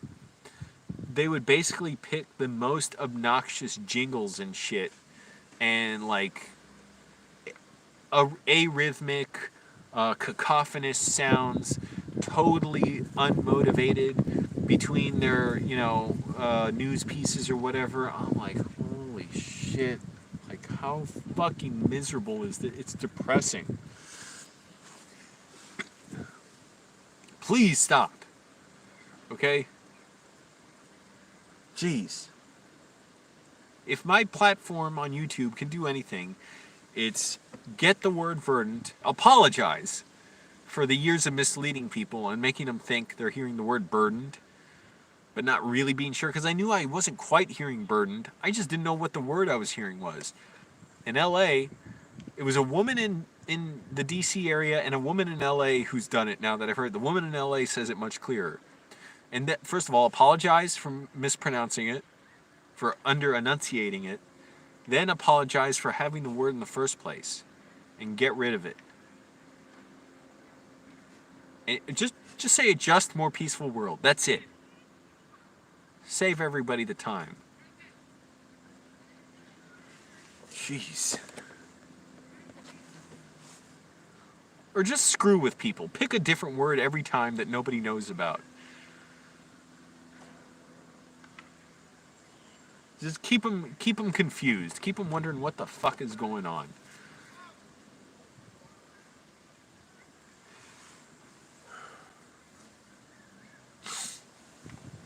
Oh, man. So, my feeling in my leg is a little better now. My cold spot. And it sucks. The bathroom today at the park is closed. It was closed yesterday. This lady was cleaning it, and she was saying something in Spanish on the radio that was like, she opened it up early in the morning and started to clean it, and then she said something in the radio like, hey, something's wrong with the bathroom. I'm going to close it. And so it's been closed the last 2 days. And the women's bathroom was closed today, too. Yesterday, the women's bathroom was open. There's always fucking guys going in the women's bathroom, too.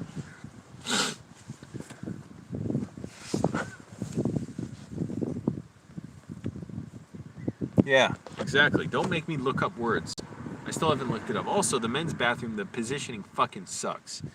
Because it's like, instead of opening up into the sort of the parking lot area that it's in, it opens up into a chain link fence where the door swung open, and basically I figured out why it bothers me so much being in there. When you're washing your hands, or especially when you're urinating, your back is to the door. I never like a bathroom like every bathroom I've been in my life. The door is to your side, so you can see who's coming in. This is perfect for some weirdo coming up behind you and stabbing you. So I'm always on guard in there because it's always creepy. Sometimes there's multiple guys in there doing weird shit. One time a guy was sitting on the sink and another guy was washing his feet with a bucket. And when you see stuff like that in the bathroom, you don't bring attention to it. You just ignore it. Move on. There are guys bathing in there, which I totally get, but they don't have sandals on. I'm like, I would never walk in this grimy fucking place without sandals.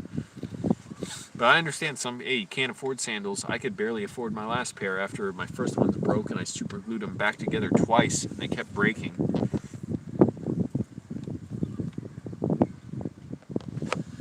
Click like, everyone, help the video out. Don't make jokes like that,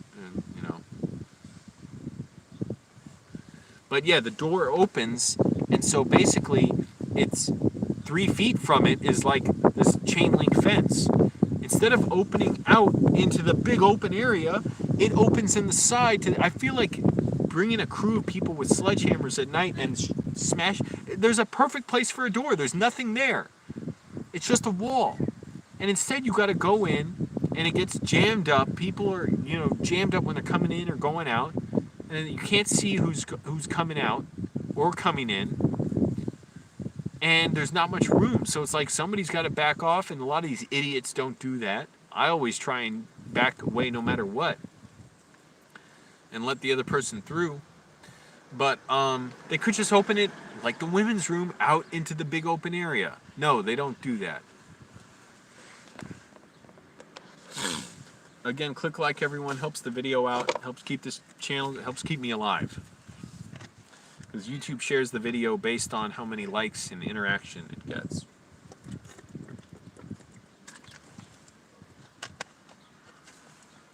And now a lot of you have nothing better to do than just watch me. I hate this fat on my stomach. I guess it depends. Sometimes I can notice it more because the height my pants are. If it's really like low enough to where it like pushes up my fat, I notice it. Where if it's a little higher, I'm like, oh, I'm doing good. I'm losing weight. And right now I feel it like a big fucking beer keg on my stomach. Hi Silva, doing all right. I'm having a flare up with my dissociative disorder. My symptoms are bothering me. I'm still getting by. Still doing okay.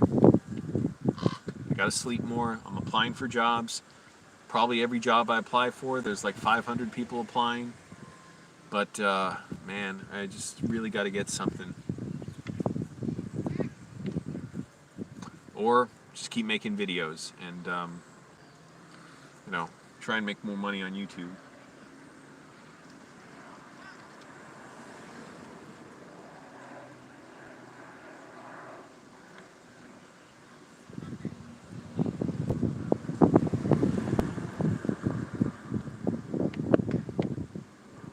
I need to make money because at some point, first of all, I'd like to donate money to Sunspace to help keep it operational or keep it, there, since they're not able to have shows or anything, and the owner still has to pay rent.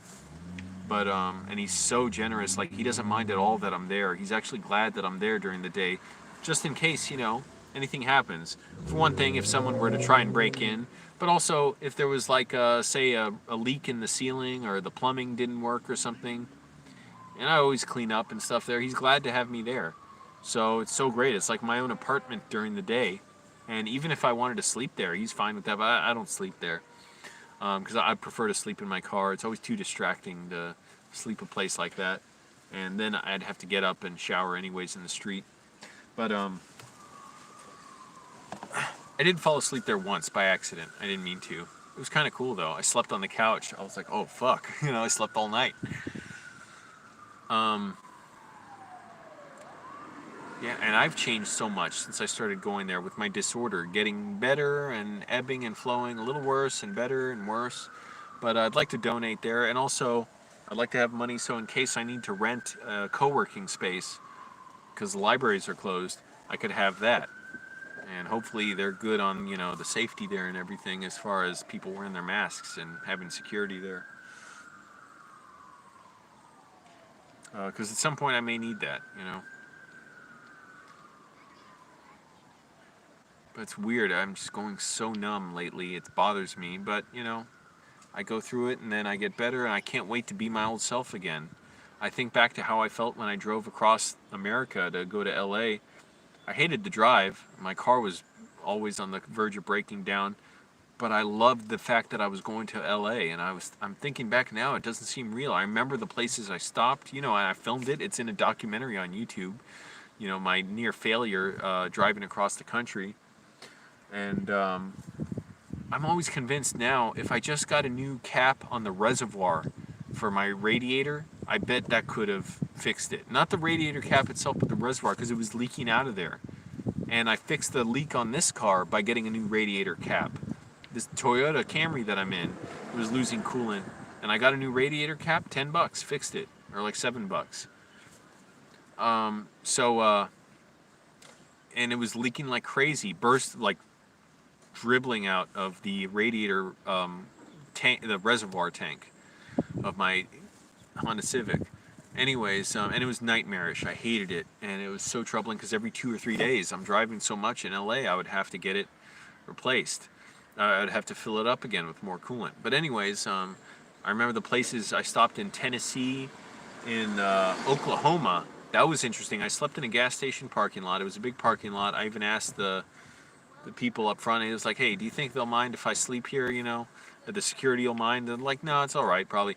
But there were like tornadoes in the area. I was really scared that a tornado would hit because it was raining bad that night and storming, and it was windy. I'm like, oh fuck, man, I hope a tornado doesn't fling my car around. And I remember Arizona stopping at least 2 different places, one a gas station and another little place by the Grand Canyon. And then there was that rest stop where it was really quiet. It was so quiet, it was so cool. And just how excited I was to come to LA. And then when I got to Rancho Cucamonga, I pulled over there. It's like an hour away from LA because my car was overheating again. It was rush hour traffic. I was nervous about driving around with the car overheating. And so I stopped at this park in Rancho Cucamonga, and I was so excited, and I didn't even have the energy to be mad about my car anymore. And I messaged Vic Berger and told him I'm in Rancho Cucamonga because we were going to meet after I came to LA. I already talked to him, told him I was coming.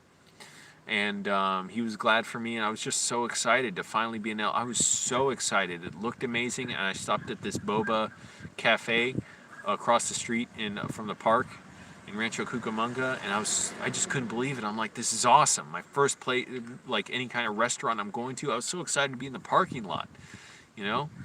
And now I've gotten better over the last few months, but I'm still going through it as far as gaining my ability to feel emotions again and feel myself. But I'm still glad I'm in LA.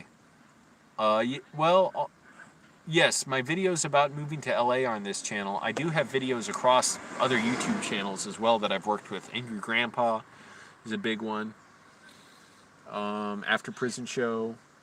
Shoe Nice may have some of my videos up on his new channel still. I don't know. But and I'm trying to remember what else. TJ and Friends. Hulk Kid. He's had several new channels lately. Unfortunately, his latest one barely has any subscribers because his last one got deleted falsely by YouTube. But he's got a new one now where he's building it up and putting up new videos and old ones with my mom. Yeah, all the videos about my trip to LA, I forget what it's called, but look up, whatever. Angelo Drives Across the Country or something, or Angelo Drives to LA, something, you'll find it in there. A documentary. And it was tough. Oh, and I was stranded in Tennessee on the side of the road, and I live streamed from there, and it was fucking nuts. Because my car was messing up. Silva, yeah, my mom's doing all right. I know it's tough because, my dad died last December, and with the pandemic, it's even more stressful. Like, she can't even go to McDonald's like she used to, and she can't go to the movie theaters. She was going to see Sunrise, a Song of Two Humans. I think that's the title of it. We saw it, me and my parents, at the AFI Silver Screen in 2012. Loved it with a live organist. My parents really loved it. And I think my mom had barely ever seen a silent film before. She loved it so much. We were just talking about it today. She brought it up to me. And she was going to see it at the AFI. I called her and told her they're playing it last April. They were going to play it, but then the pandemic came and then she couldn't see it. But she said, "Oh, the next time it plays there, I'm going to get a ride and I'm going to go see it, even though it's a 30-mile drive to the AFI if you go on the Beltway." Yeah, she's doing all right. She's applying for a second job because she needs the money. She's barely getting by. She's got so many real estate taxes and house insurance and stuff that she pays there. It's really expensive. It's thousands. I wouldn't be surprised if it's about 10,000 a year for all that stuff just to be around DC for a shitty area. It sucks in Virginia. I hate it there. I hated living there. It depressed me when I went back last year. But yeah, she's doing all right overall. She's getting by, you know.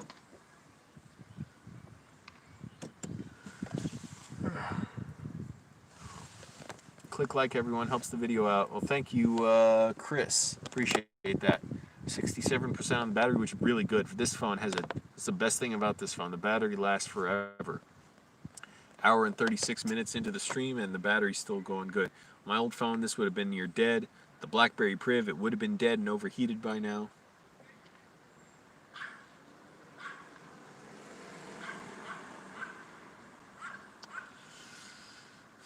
But yeah, there's a lot of people applying to jobs. I know I'm probably one of hundreds for each position. Just got to deal with that and hope they even get to my application.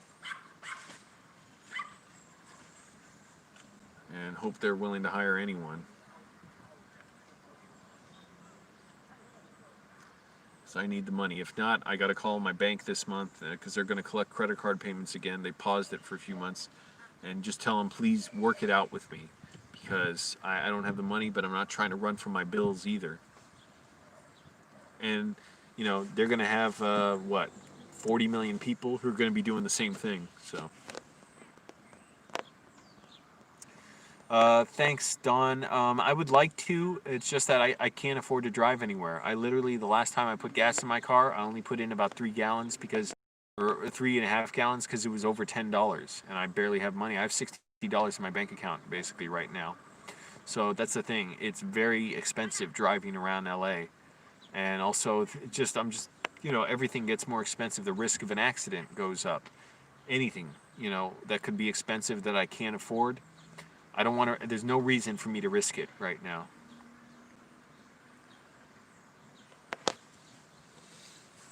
But I've done a few videos in other locations, in mountains, in trails, in Santa Monica Beach, at Redondo Beach. I did those videos shortly after I came to LA because I was working in those areas. Or in one case, I met Big Herc at Santa Monica and went to the beach there. I filmed stuff at concerts around here, at comedy shows. But that was all before the pandemic and before my dissociative disorder. And while there was still work around and I was making some money, I was driving around for work. Whoa, bird almost flew into my car. 18 people here, that's awesome. We went down to 9. I thought it was going down, now it's going back up. So click like, everyone, that's a big thing. It helps the video out, helps my channel out. This is like a job for me. If I can do this full time, I'll do everything I can to make it interesting, you know? This is basically what I can do right now while I'm focusing on screenwriting, because I know that's gonna, first of all, it's so much more important to me, and I gotta take advantage of the time to do it, you know, while I'm not busy with other stuff. And I love it, and you know, all that. And even though my dissociative disorder is sort of numbing me to that right now, it's like a numbing agent.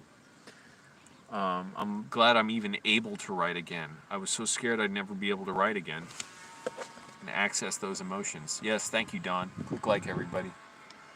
Chris, thank you. I really appreciate that. You say I've helped you a lot? Well, I appreciate that a lot. Thank you. Tell your friends, because also, if your friends want to watch the videos, they shouldn't even start watching the live streams necessarily because they don't know me. They don't know why they should watch. Watch my older ones with my mom, all my funny sketches and stuff, my cooking videos with my mom, my funny videos with my mom, the Annandale videos. Get him to watch those. Just go through a list of, on my channel page, my most popular videos and my playlists. I have videos with Tommy Wiseau. I have lots of videos of, several videos I've done with Angry Grandpa, including the Walking Dead prank. I shot the news segment of that, and the Walking Dead prank has over like 10 million views on on the Angry Grandpa show channel. Thanks. You've been following me since the 4th of July segment? Oh yeah, I'm trying to remember what I did 4th of July. I was sleeping in a parking lot, and people were firing bottle rockets in the parking lot, or whatever it was. Roman candles, I guess it's called, yeah. And there were just fireworks fucking everywhere around LA. Miles down the road from when I drove from Sunspace to where I was sleeping, just fireworks everywhere, and it was scary at times because it felt like bombs going off by my car. And there were car alarms going off from fireworks being so loud. It's so funny. The LAPD told people not to fire them because they're illegal in LA, but nobody gives a shit. Not just 4th of July, almost every single day, there are fireworks going off in LA. I don't know what it is. I think it's the dumbest form of entertainment there is. It was kind of cool on 4th of July to see. Other than that, it's just fucking annoying, and it can be scary.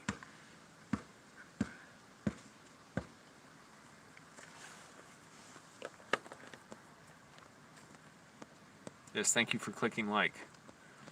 Bergman, thank you for trying to donate. I appreciate it. Try Cash App if YouTube isn't working. The super chat option. I have Streamlabs too. I don't even know if that's set up right anymore. I think I've gotten a donation on that once, but I don't even know how it works. I don't understand it. I've tried to see it before. I don't know how to log into it again. Nobody seems to know how it works.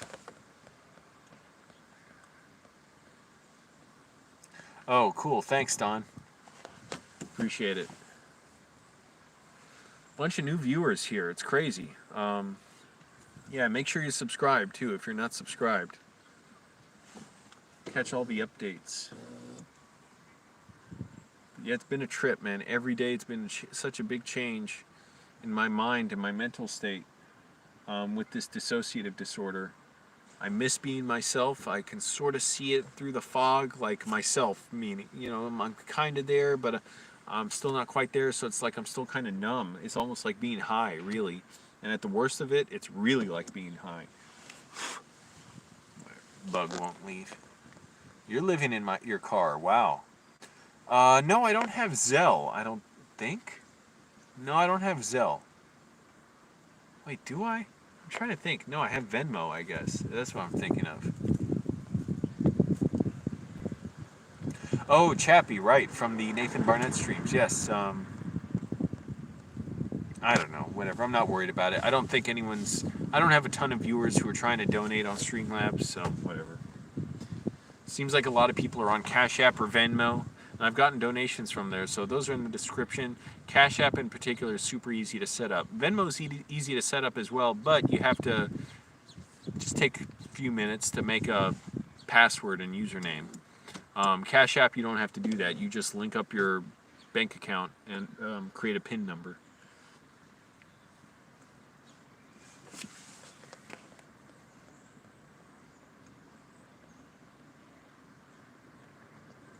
No, I have a Streamlabs set up. I'm just saying, people ask me how do they donate on there. The link doesn't work. I'm like, I don't fucking know. I don't know how to use it. I have it set up, I think.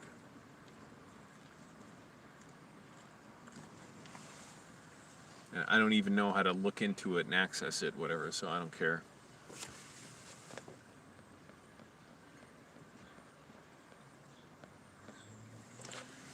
But yeah, click like everyone. That helps the videos. Even though I'm hungry, I don't want to eat because all I can do is feel, when I'm leaned forward, I feel my stomach pushing out and all the fat on it. And I'm like, I don't even want to add to this mess of lard on my stomach. But I know it takes a while to lose weight. And you don't notice it while you're doing it, just like I didn't notice when I gained it. I don't know when I gained it. It just happened.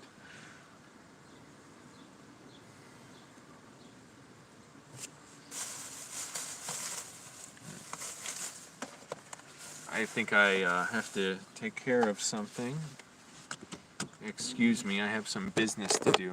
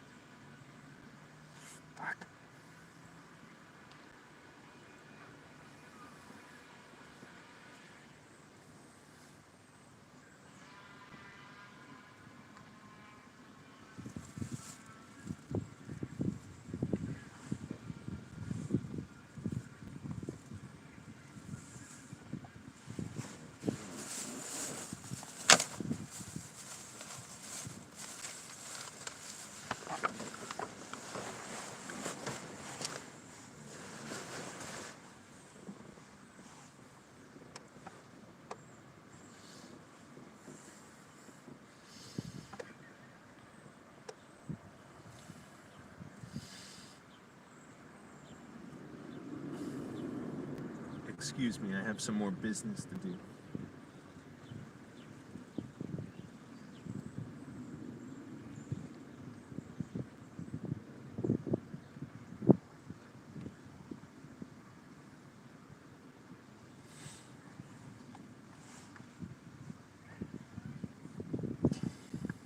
God damn it. Excuse me, I have even more business to do.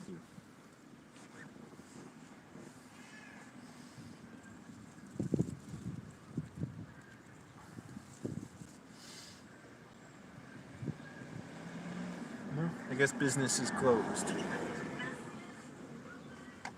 Shit.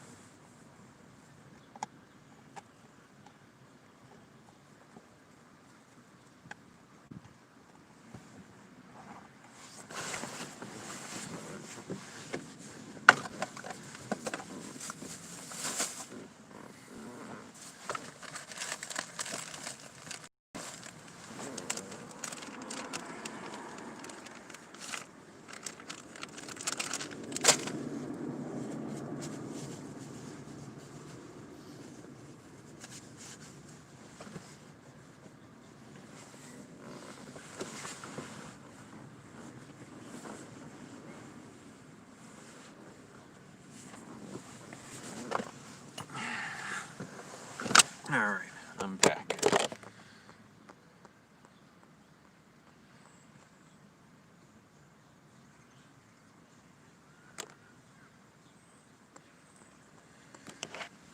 Man, when I don't eat much in particular, I have to go to the bathroom a lot.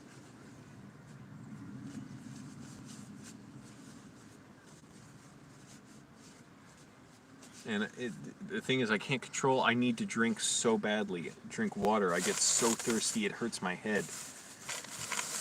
Like right now, I swear it fucking hurts.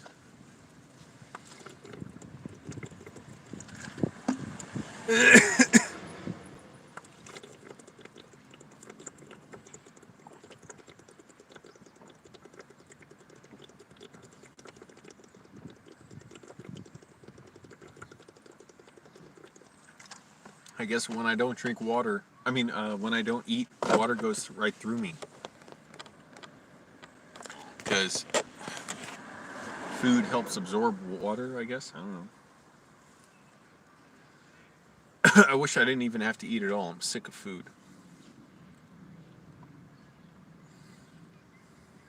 Man, there's still a lot of people here. We'll keep going, I guess. No, I haven't checked my blood sugar. Well, here's the thing. No, I haven't. I want to get a physical at some point. I have free health insurance now through Medi-Cal, but my blood sugar was always really good, even when I did have to go to the bathroom really badly, because I would go to a doctor in Virginia, and And I noticed it would coincide with whether I ate a decent sized meal or not. If I ate a decent sized meal, I could go 6 hours without going to the bathroom. That I know 6 hours because that's how long my shifts were at my job as a bouncer. If I didn't eat much before work, I'd be taking 3, 4, 5 bathroom breaks during the job, which was always annoying because I always had to tell the bartenders, and it was a little embarrassing after a while. Like, hey, I gotta go to the bathroom. I'll be right back.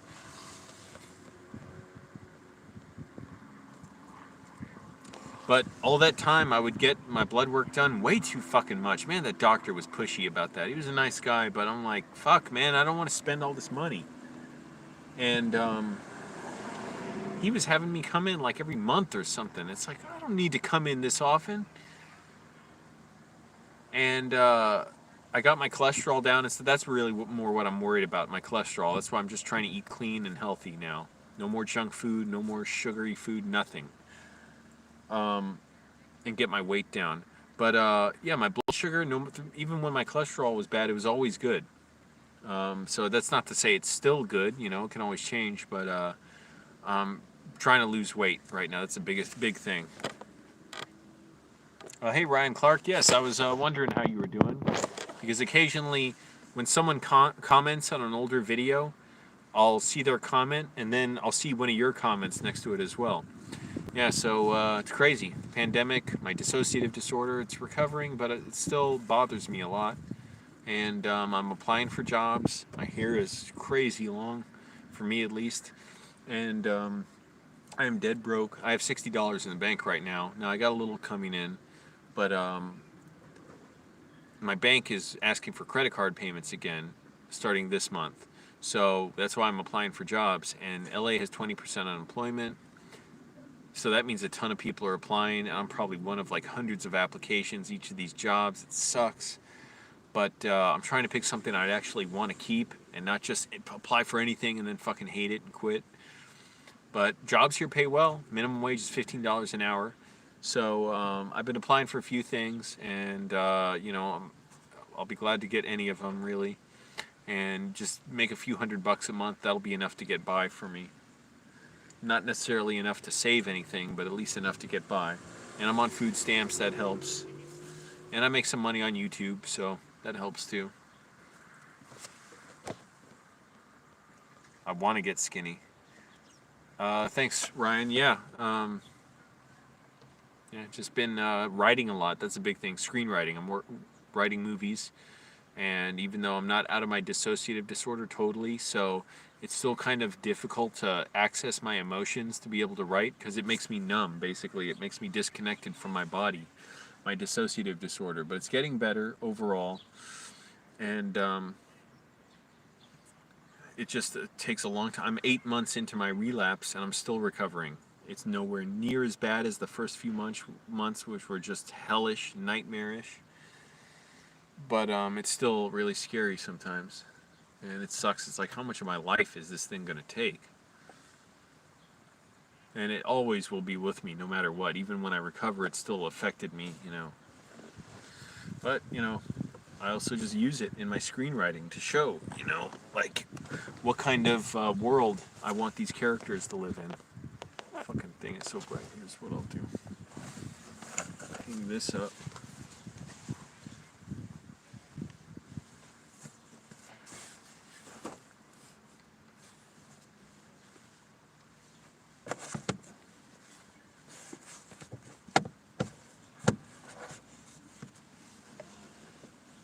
It's hard to hang this up in the spot I need it to be.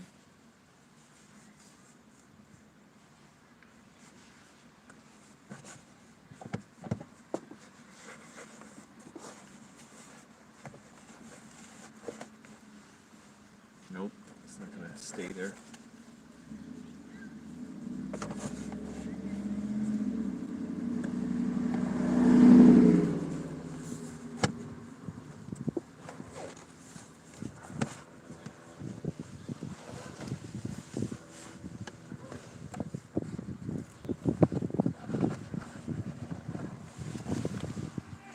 Trying to block the sun on my face.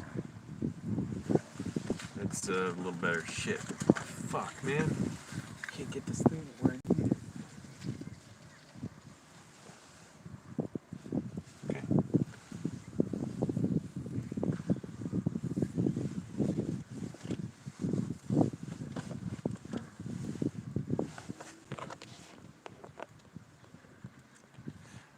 Oh man, breweries. I've looked up merchandising jobs for beer companies. You got to be able to lift like 150-pound kegs. I can't do that. Lack of nourishment will give you brain fog. That's true as well. And I'm definitely not eating enough protein, but I'm trying to really lose weight. Eat a couple of avocados. Holy shit, eating one avocado is a lot. But I don't have money for avocados. So I applied to work at a place washing cars.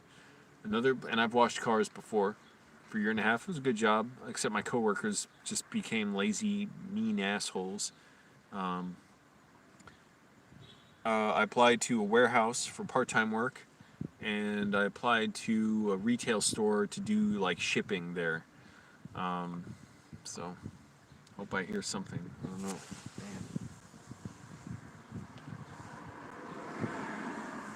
I forgot to take magnesium and zinc and vitamin B today. I'll do that now. I'm running out of zinc. What am I doing?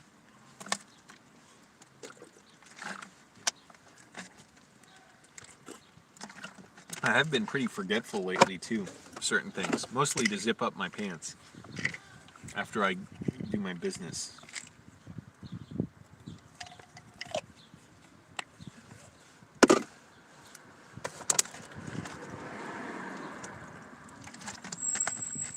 And vitamin B. Got this from the food bank. I won't pay for this.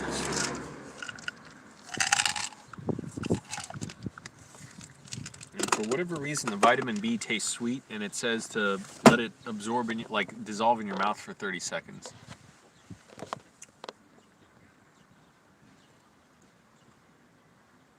If I'm not eating enough, oh, that's not good. I don't want to eat anymore. My stomach feels so fucking fat.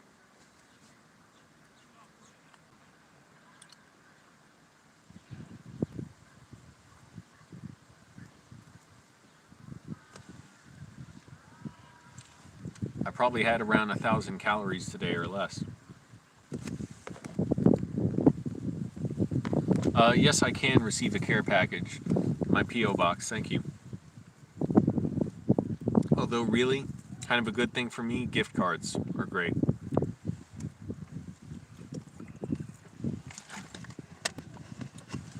Moist Andy's doing well. I talk to him a lot. We have hilarious text exchanges. The great thing about messaging Moist Andy, all I do is say something about my day or what I'm doing, and he sends me something totally unrelated and totally random going on in his life or his thoughts about something, and it's so fucking funny each time. And occasionally I'll post these on Instagram, and he'll message me on Instagram a lot too. You can follow him on Instagram, by the way. He's building radios, his own radios. He posts a lot of that on YouTube as well. Still working at Amazon. He seems to really like it, although he also says, it's really hard work as well, and they don't take care of the employees that well. I swear, Moist Andy, these are like, I want these to be historic, these, like, preserved, these text messages. They're so funny, and not just text messages, but, oh, fuck. Okay, not just text messages, but Instagram messages, a lot of them. And it sucks because my last phone, well, I'm glad I didn't text him much on my last phone. My last phone, $700 piece of shit, completely broke. So, yeah, there should be, like, it should be historic site, my text messages with him. They're fucking hilarious. I'll ask him something, he'll give, like, just an incredible answer. Incredibly detailed answer. It's so funny. But yeah, he's doing well, and I just hope he doesn't get sick, But it's crazy. He works at Amazon really hard. It's a, warehouse. It's really hard work. I know I've worked in a warehouse before. It sucks. I quit after 2 weeks the last time I worked at one. And he couldn't even afford rent in Arlington. He has to live with his parents. You can't afford rent in Arlington for your own apartment, and I know he couldn't live with roommates. Even if you worked full-time, $15 an hour. Because think about it, most apartments in Arlington, at least $1,500 a month. At least, for a one-bedroom. You figure on top of that, possibly paying for parking fees, utilities, some kind of other, fees of the complex or whatever they always charge you for extra shit. That leaves you with barely anything. You might make $2,400 a month. Or let's say, okay, after taxes, $2,100 a month. $1,500 a month. Then you pay car insurance, gas, food. That's not. You have basically nothing left over. It is ridiculously expensive, and I don't even know if Amazon lets him work full time. But he works damn hard, and he seems proud of the job. He posts a lot of pictures of him in his work uniform. Hey, James. Don, my info for the mail is, and Johnny Joe, if you want to send stuff in the mail, it's in the description. That's my mailbox, which, by the way, I need money to pay for another 6 months of my mailbox. I'm lucky I got a place that's super cheap. But, yeah, I think my renewal comes up either next month or in October, and it's going to be like $100, which, again, super cheap for a mailbox. You go to UPS, it's way more. I found a really small place, but, yeah, I'm good. That's another reason I need a job. That bill is coming up. So, yeah, description is there. If you want to send me mail. I mean, the information is there, the address.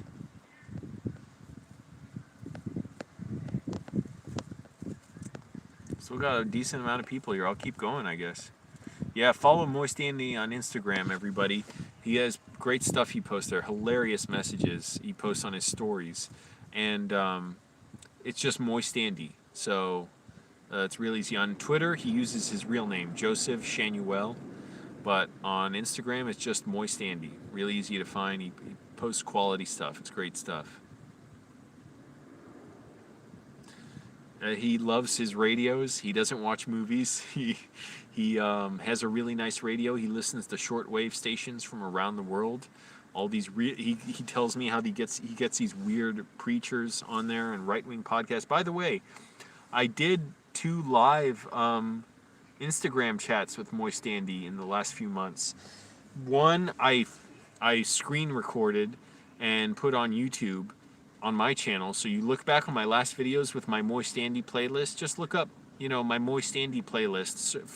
Search Moist Andy, filter the results by playlist, and you'll see I did 2 Instagram chats with him that were hilarious, really funny. He talks about his dreams of living on a farm and broadcasting from a radio station there, and that the radio waves will help the cows create better milk on the farm. It was so fucking funny. And I did another one, but I didn't end up saving it for YouTube because I was like, oh, it was a fun conversation, but it wasn't fun enough to save for a video. Yeah, definitely look back at the chat I did with Moist Andy. It was so fucking funny.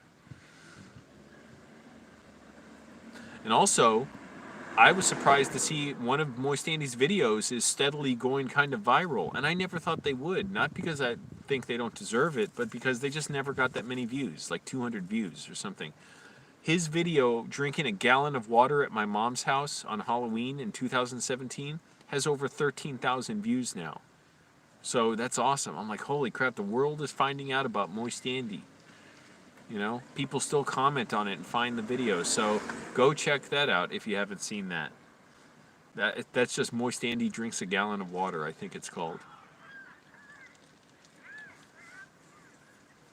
My mom was having a lot of fun with that. Also, Ryan, if you haven't seen it, the last time I visited Virginia, like a year ago, I saw Moist Andy while I was there, and I brought him with my mom, and we all went to Target, and we all filmed there. So check that out as well. It's all in the playlist. Every video I make with Moist Andy, it goes in my Moist Andy playlist. So if you just look for that it's in the description. Every video, I think I have the playlist, all my, the main playlist I share, and one of them is the Moist Andy playlist. But if you just search Moist Andy on YouTube and filter the results by playlist, you'll find it as well.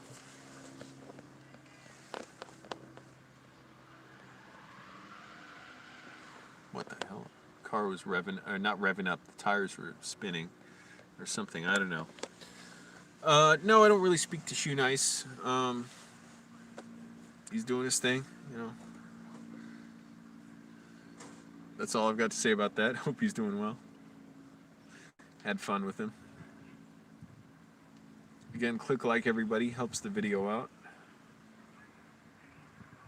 Maybe I'll have a little more peanut butter, a little protein. I'm trying not to eat more carbs this late in the day. Body's got to break those down. They break down into sugar. So Trader Joe's, this stuff's great. I get it from the food bank, of course.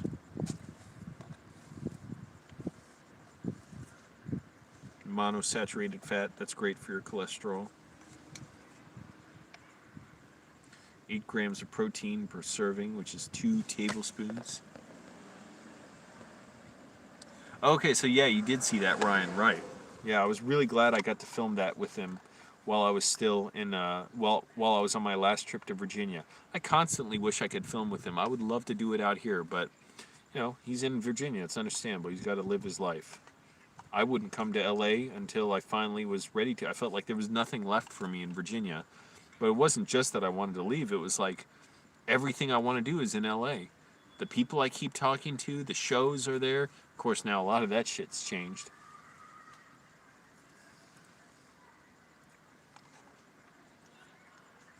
Now there's no live shows. It fucking sucks.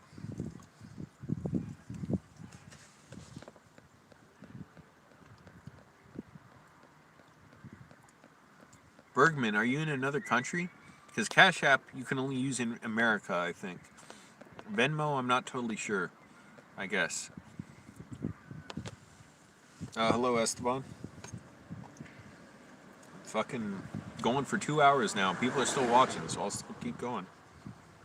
These videos don't really seem to get me new subscribers, but they get people watching, so that's cool.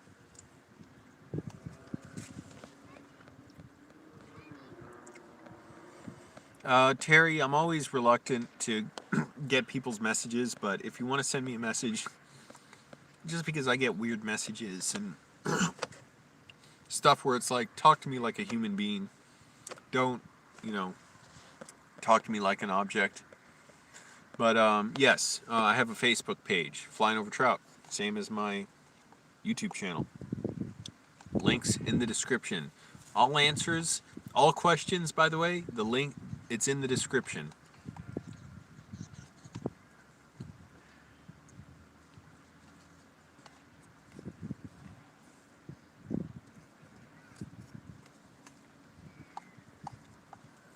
I'm trying to really make this peanut butter last, like having very small spoonfuls with each bite, so I don't eat it too quick and I don't get full, and I'm not going to eat a bunch of it, but peanut butter can make you feel sick if you eat more than, like, you know, a spoonful and a half or something. So rather than just eat all that in one spoonful, I'm trying to drag it out.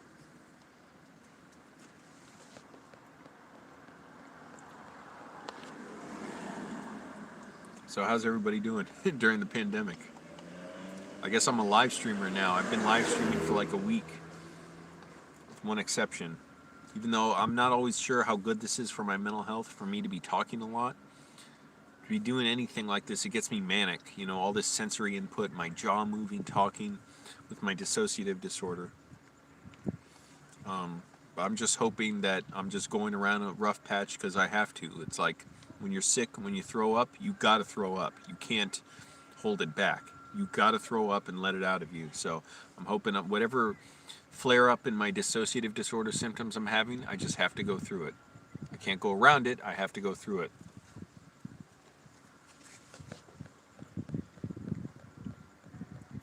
Yeah, that's funny. The sports, Major League Sports are trying to play. I think it's ridiculous because, you know, oh shit, I got a little peanut butter on the screen. You're still training? Training what?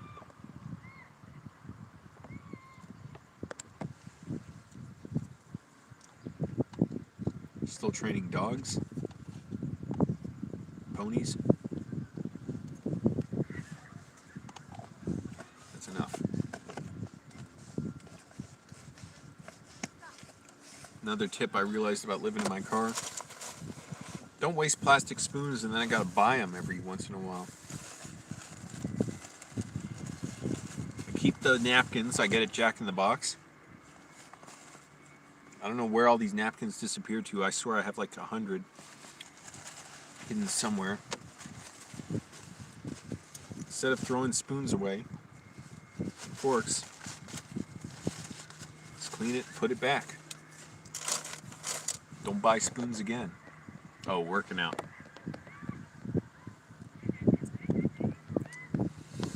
Again, click like, everyone. It helps YouTube to share the videos with more people. At some point I will want to do more interesting videos and stuff. If I get a job, I'll do stories about work if it's appropriate, and if I get fired, I'll definitely do videos for that. If I get fired for making videos about my job, I'll make a video about that. But you know, I'm still recovering from this disorder and trying to screenwrite, write my screenplays, and yeah, it's tough, and lose weight and make money. All that. If I can make some money and do something interesting on YouTube, I'd like to. I don't know what, but you know, I'll figure it out. I'm looking forward to this pandemic being hold on, the Trump virus, as I've taken to calling it, for his horrible handling of it, this absolute moron. And hopefully it'll be over and we'll be able to make movies again. That's what I want to do.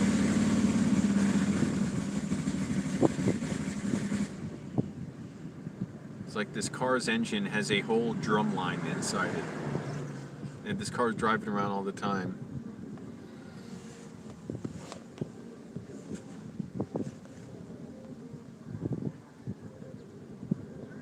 Oh, I see. So you can't donate. Yeah. Bergman, if you want to, I don't know how to set up a link for PayPal. I got to figure that out so people can donate on that. Because PayPal is worldwide, or at least in most countries, I believe. If you want to donate on PayPal, message me on social media, and I'll give you my PayPal address. I don't like putting it on. I have like 179,000 miles on my car. I'm barely putting any on it since the pandemic because I'm barely driving anywhere. Basically just driving to where I sleep, from where I sleep to the park, to the food bank, and back. And Sunspace, which is a performance venue where the owner lets me use it to work on my laptop and charge my battery and charge my phone.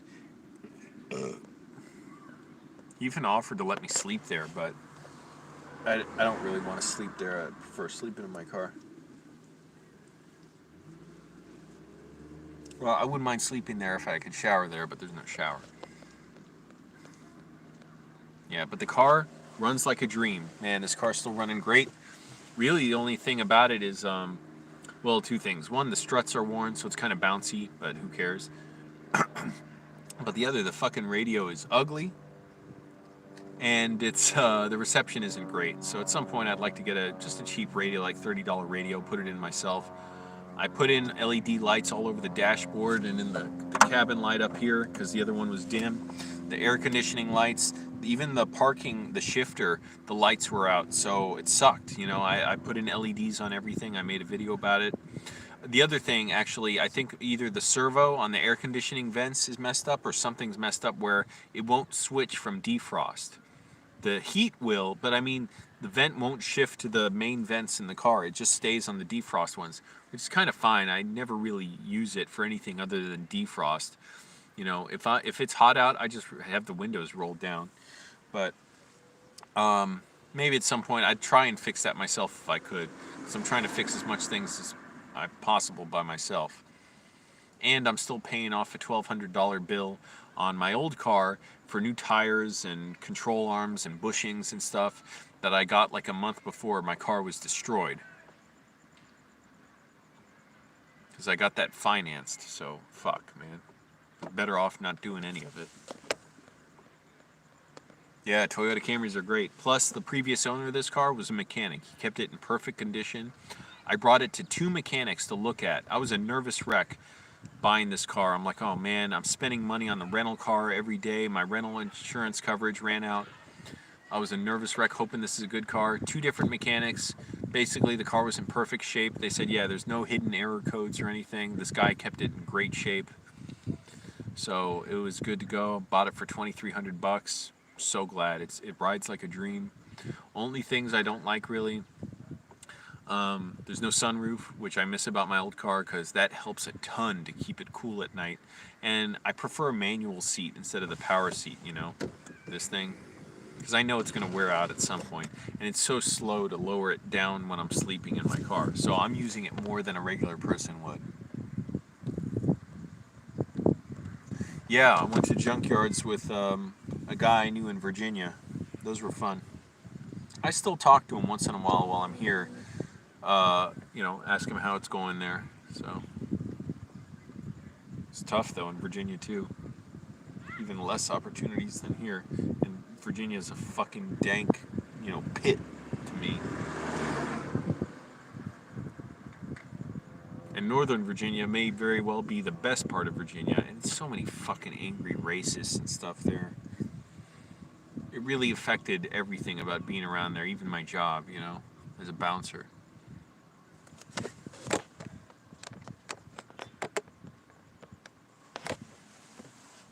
15 people? I'll keep going. Even though I don't like talking this long. I really don't, but I'll keep talking if people are watching.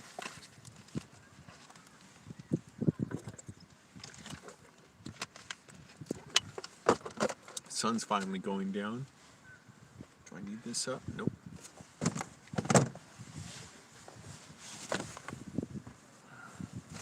Also, Ryan, if you don't know, I shower with water bottles on the street. Since the gym's shut down, which even if the gym's opened up, fuck them. I won't pay money to go back there, deal with rude people, and drive 7 miles to the gym. I can just shower outside my car every morning. And I get perfectly clean. It's not even like, I thought at first I'd be like, oh, I'll feel so uncomfortable and dirty and stuff. No, I clean myself well. And it got to the point I'm so good at it. Even when somebody put me in an Airbnb a few months ago, they had a few extra days on it. They weren't using it, so they let me use it. And when I showered there, it was like I don't even care about showers. It's not like, yeah, it was nice to have warm water, but it's like I don't even like running it long. I don't like the sensation of too much pleasure, to where I want to keep moving and doing stuff. So that's good. Oh shit, I'm getting lightheaded from talking so much.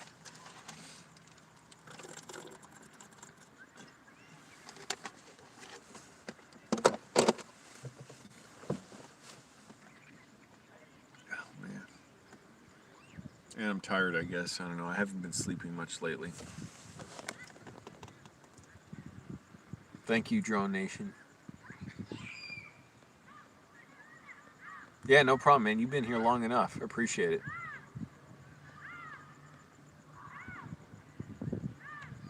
It takes some effort, but really it's mental effort. It's just every day thinking, oh, it's going to be terrible when I step out of the car. There's going to be people around and stuff. I don't even care now, you know? It depends on the day. Sometimes I care, but I get up at like 5 in the morning every day to shower. So I always sleep in a little too late, but like 5:30 or so. But I get up really 4:40 in the morning, and I'm up and rinsing myself off, and usually by 6:30, I try and be here by 6 at the park. I'm here to work out, fill up my water bottles again, exercise.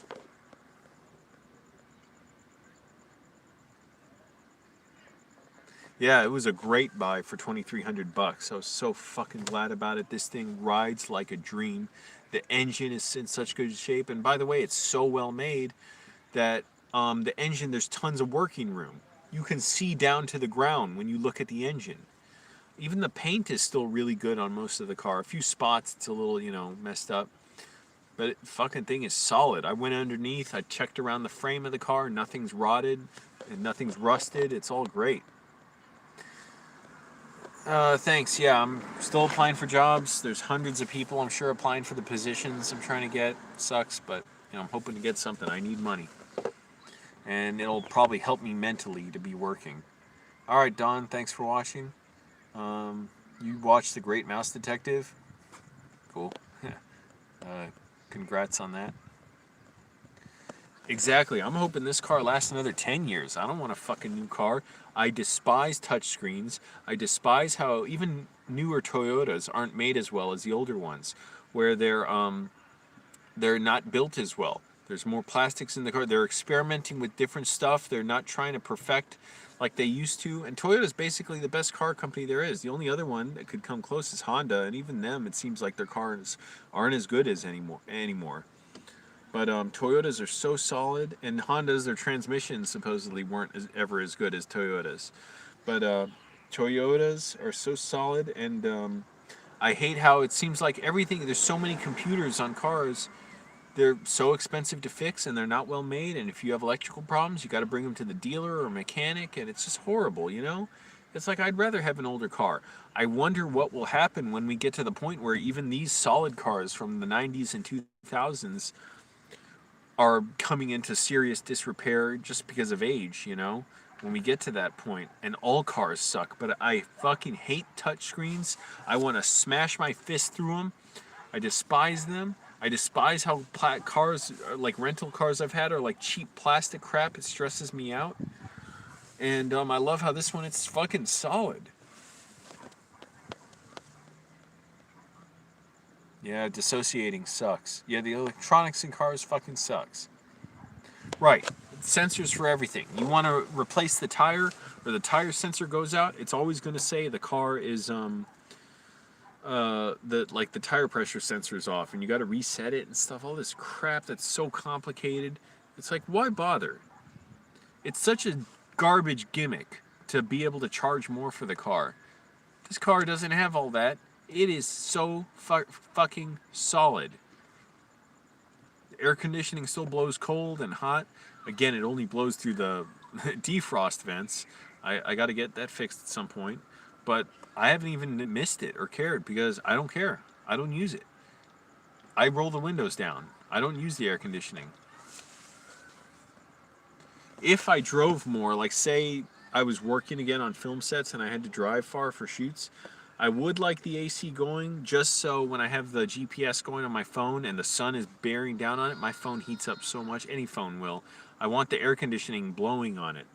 That's the only thing. So, but lately, not an issue because I don't use my GPS hardly anywhere because I'm only driving to the same spots. And this pandemic, hopefully, it'll be over one day. The Trump virus, it'll be out of here, and we'll be able to resume life. But it's never going to be back to normal. Think about it. I mean, this is so crazy. This is going to be affecting us for decades, if not centuries. Not to mention people are having permanent health issues and are dying.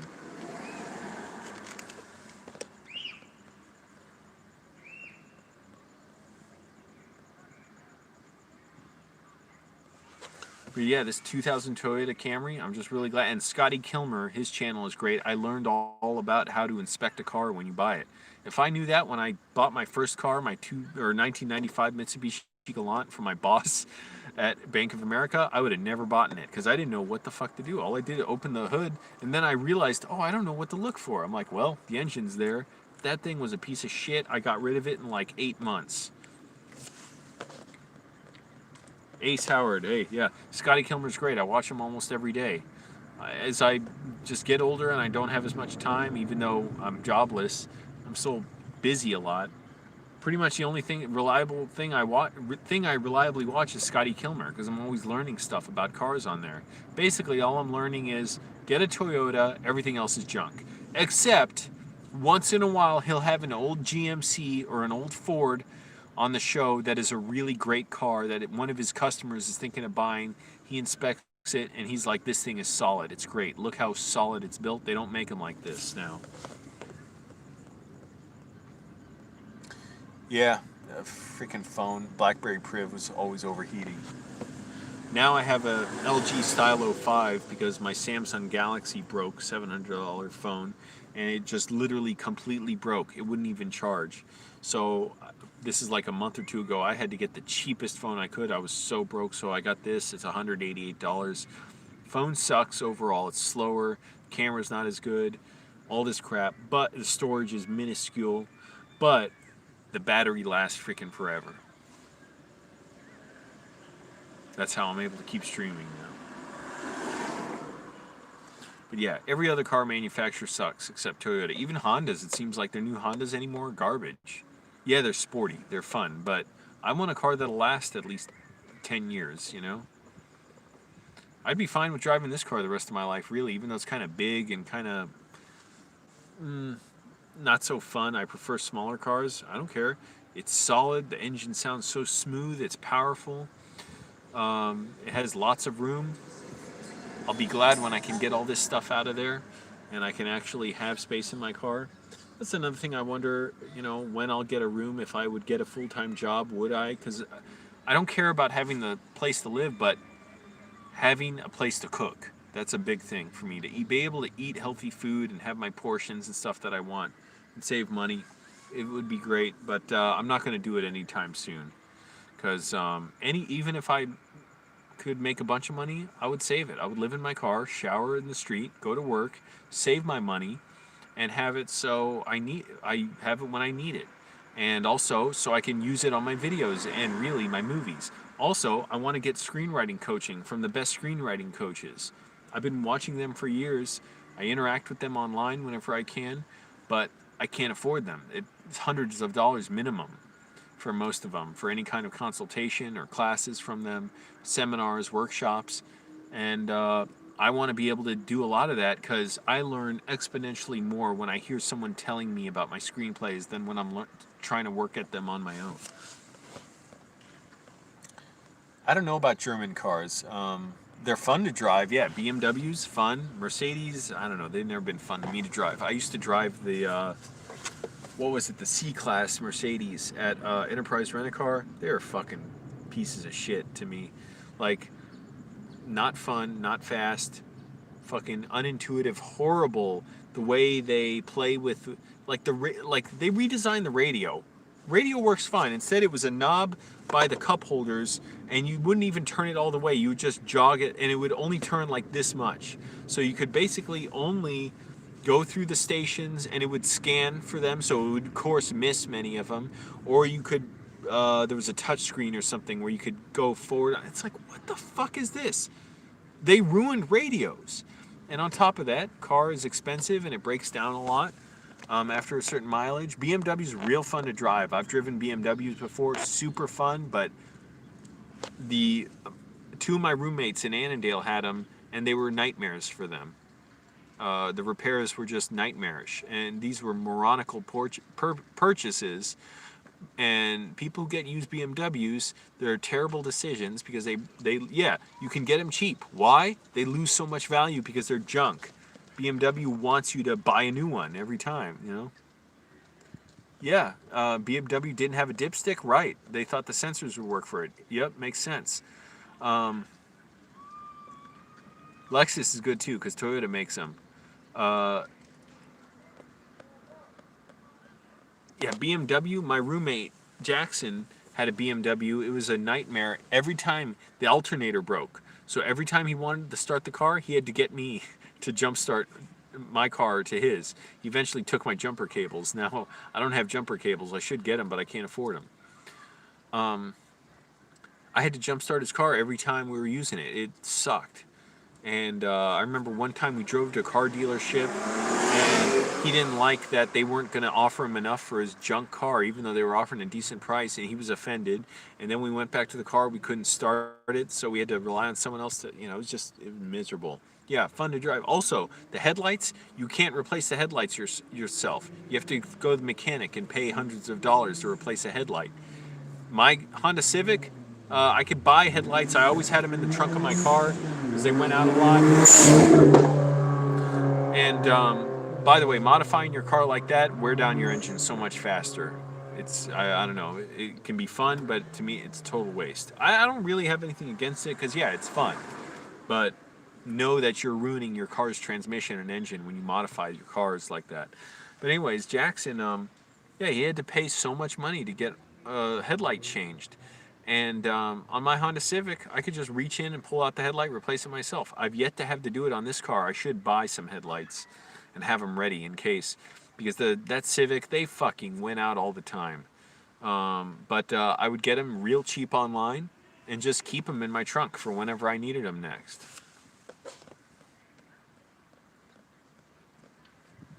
Yeah, unless you have the warranty with the dealership, don't even bother. I'd say even then, if you have the money, why bother? Support a good company. Get a Toyota. People buy into this image and they get luxury cars they can barely afford, and they break down a lot, and then they're stuck having to get another car, and they're financing the car that's screwed up that they got from a used car dealer. Yeah, it's no surprise why Benz, Mercedes, Jaguars, and Porsches lose their value so fast. Somebody told me, like, hey, you can get a used Porsche for $10,000. I was like, really? That's crazy. I got my Honda Civic for 13,000. And what they don't tell you is, yeah, you can get it for that because they're junk. They are incredibly expensive to repair. You will easily spend tens of thousands of dollars on maintenance on a Porsche over its lifetime. You got to drop out the engine for a lot of work. The mechanics love it because they get paid like $200 an hour to work on it. Why bother? I don't get it. Even if you have the money, why support a shitty company that makes such short-sighted decisions on their cars? And then other people who barely have money think, oh, I can get a used Porsche for $10,000, and then it fucking ruins them because they realize, oh, this is a piece of shit. It's breaking down. It needs massive repairs. Nothing is easy to fix on it. A lot of mechanics won't work on them. And Porsche, they upgrade. They change their luxury car makers change their cars so much every year because they want the rich buyers who want all the gimmicks on their cars to buy the newest models.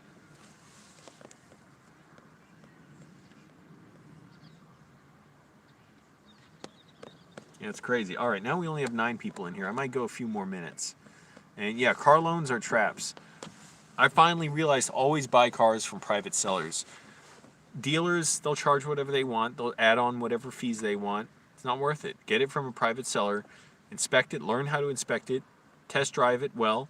Take it to a mechanic. Have the mechanic look at it thoroughly. If that all checks out, then, make an offer on the car. But I get it. People don't know. I didn't know this stuff, so I overpaid for my Honda Civic when I should not have at all.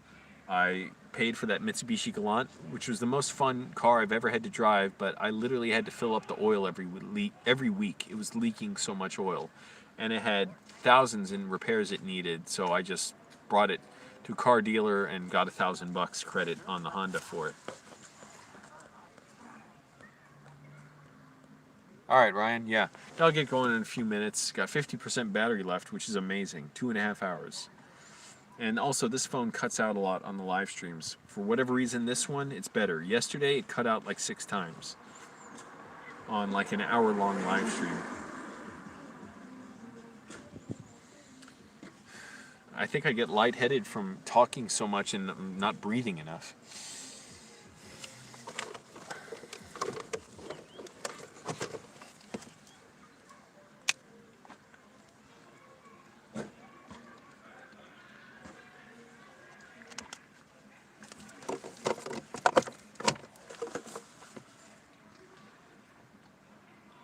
Click like everyone helps the video out. So yeah, I don't know about these jobs. I mean, they may take a while to get back to me. Sucks. But I always manage to get by. If I have to, I'll tell my bank this month, please work with me on my payments, on my credit card, because I want to pay. But if you insist on penalizing me so badly, then I'm going to make it a big problem because I have no income, basically. Or I have very little income. I won't say no income. And also, I know that there's going to be tens of millions of other people in my position who can't pay their credit cards. So the banks, it would make sense for them to want to work with people and say, okay, we'll significantly reduce your payments. Who cares if my credit rating goes down? Why in the fuck would I care one bit about that? My credit rating has not helped me one bit. So, hopefully if I can't make enough money, they'll work with me this week. Cuckoo, I've never seen you here. Thank you. You love my mom. Wait, 50% battery, yeah. You love my mom. She's so nice. Thanks. Oh, thanks. You subscribed for 4 years? I don't even remember you ever commenting, so thanks. That's really cool. Yeah, got a bunch of people watching. I have no idea who you people are watching around the world. Yeah, thanks. And again, Bergman, I think it was, or who was it? Yeah, Bergman. If you want to donate, message me on social media, and I'll give you my PayPal info if you want to donate on PayPal. My mom's doing all right. She's getting by. She's looking for a second job, so you know, in Virginia, it's very expensive to live where she is, and you know, she's working a lot and already working like 2 jobs basically because she's like a companion for an elderly woman, and she works at a school cafeteria, which is still operating now. They're just giving out lunch to families basically since school is shut down in Northern Virginia, or in Arlington at least. And she's, you know, just she has a ton of bills there. There's real estate taxes and all that. Um, she pays a lot in homeowners insurance, so she's looking for another job as well. And she may have already applied, I think. But you know, it's tough. And also, she can't drive. And my abusive, violent, criminal, racist brother, Trump-supporting brother, who lives with her, doesn't do a lot to help. So she asks me for stuff when she needs help. Angelo, can you look this up? Can you find some info for me? All this stuff. She doesn't know how to use a computer, so she's kind of isolated there and kind of alone. But you know, she gets by. Even my dad too. You know, she tells me about the sitcoms she watches. She still loves watching old sitcoms: Sanford and Son, The Jeffersons, I Love Lucy.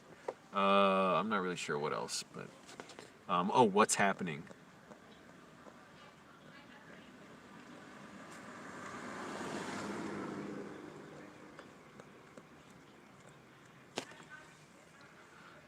Yeah, I'll ask, click like one last time, anyone who has not done so yet. Help the video out. See, look at all this fat. I'm trying to... Look at that fucking huge... Oh, it's disgusting. And, you know, I'm not putting anyone down if you're overweight or whatever, you know, if you're struggling with your weight or if you're fine the way you are. You know, there's nothing wrong with where anyone is. For me, this is not me. I don't like this. So I've got to lose at least 35 pounds. Yeah, he's a piece of shit. You can find my brother's videos on my channel attacking me multiple times. Well, the good news is I'm losing weight at least, or I have been. I was down 12 pounds last time I weighed myself, so it just takes a long time, you know, and I'm always like, why aren't I losing weight instantly? Well, it takes a long time, you know.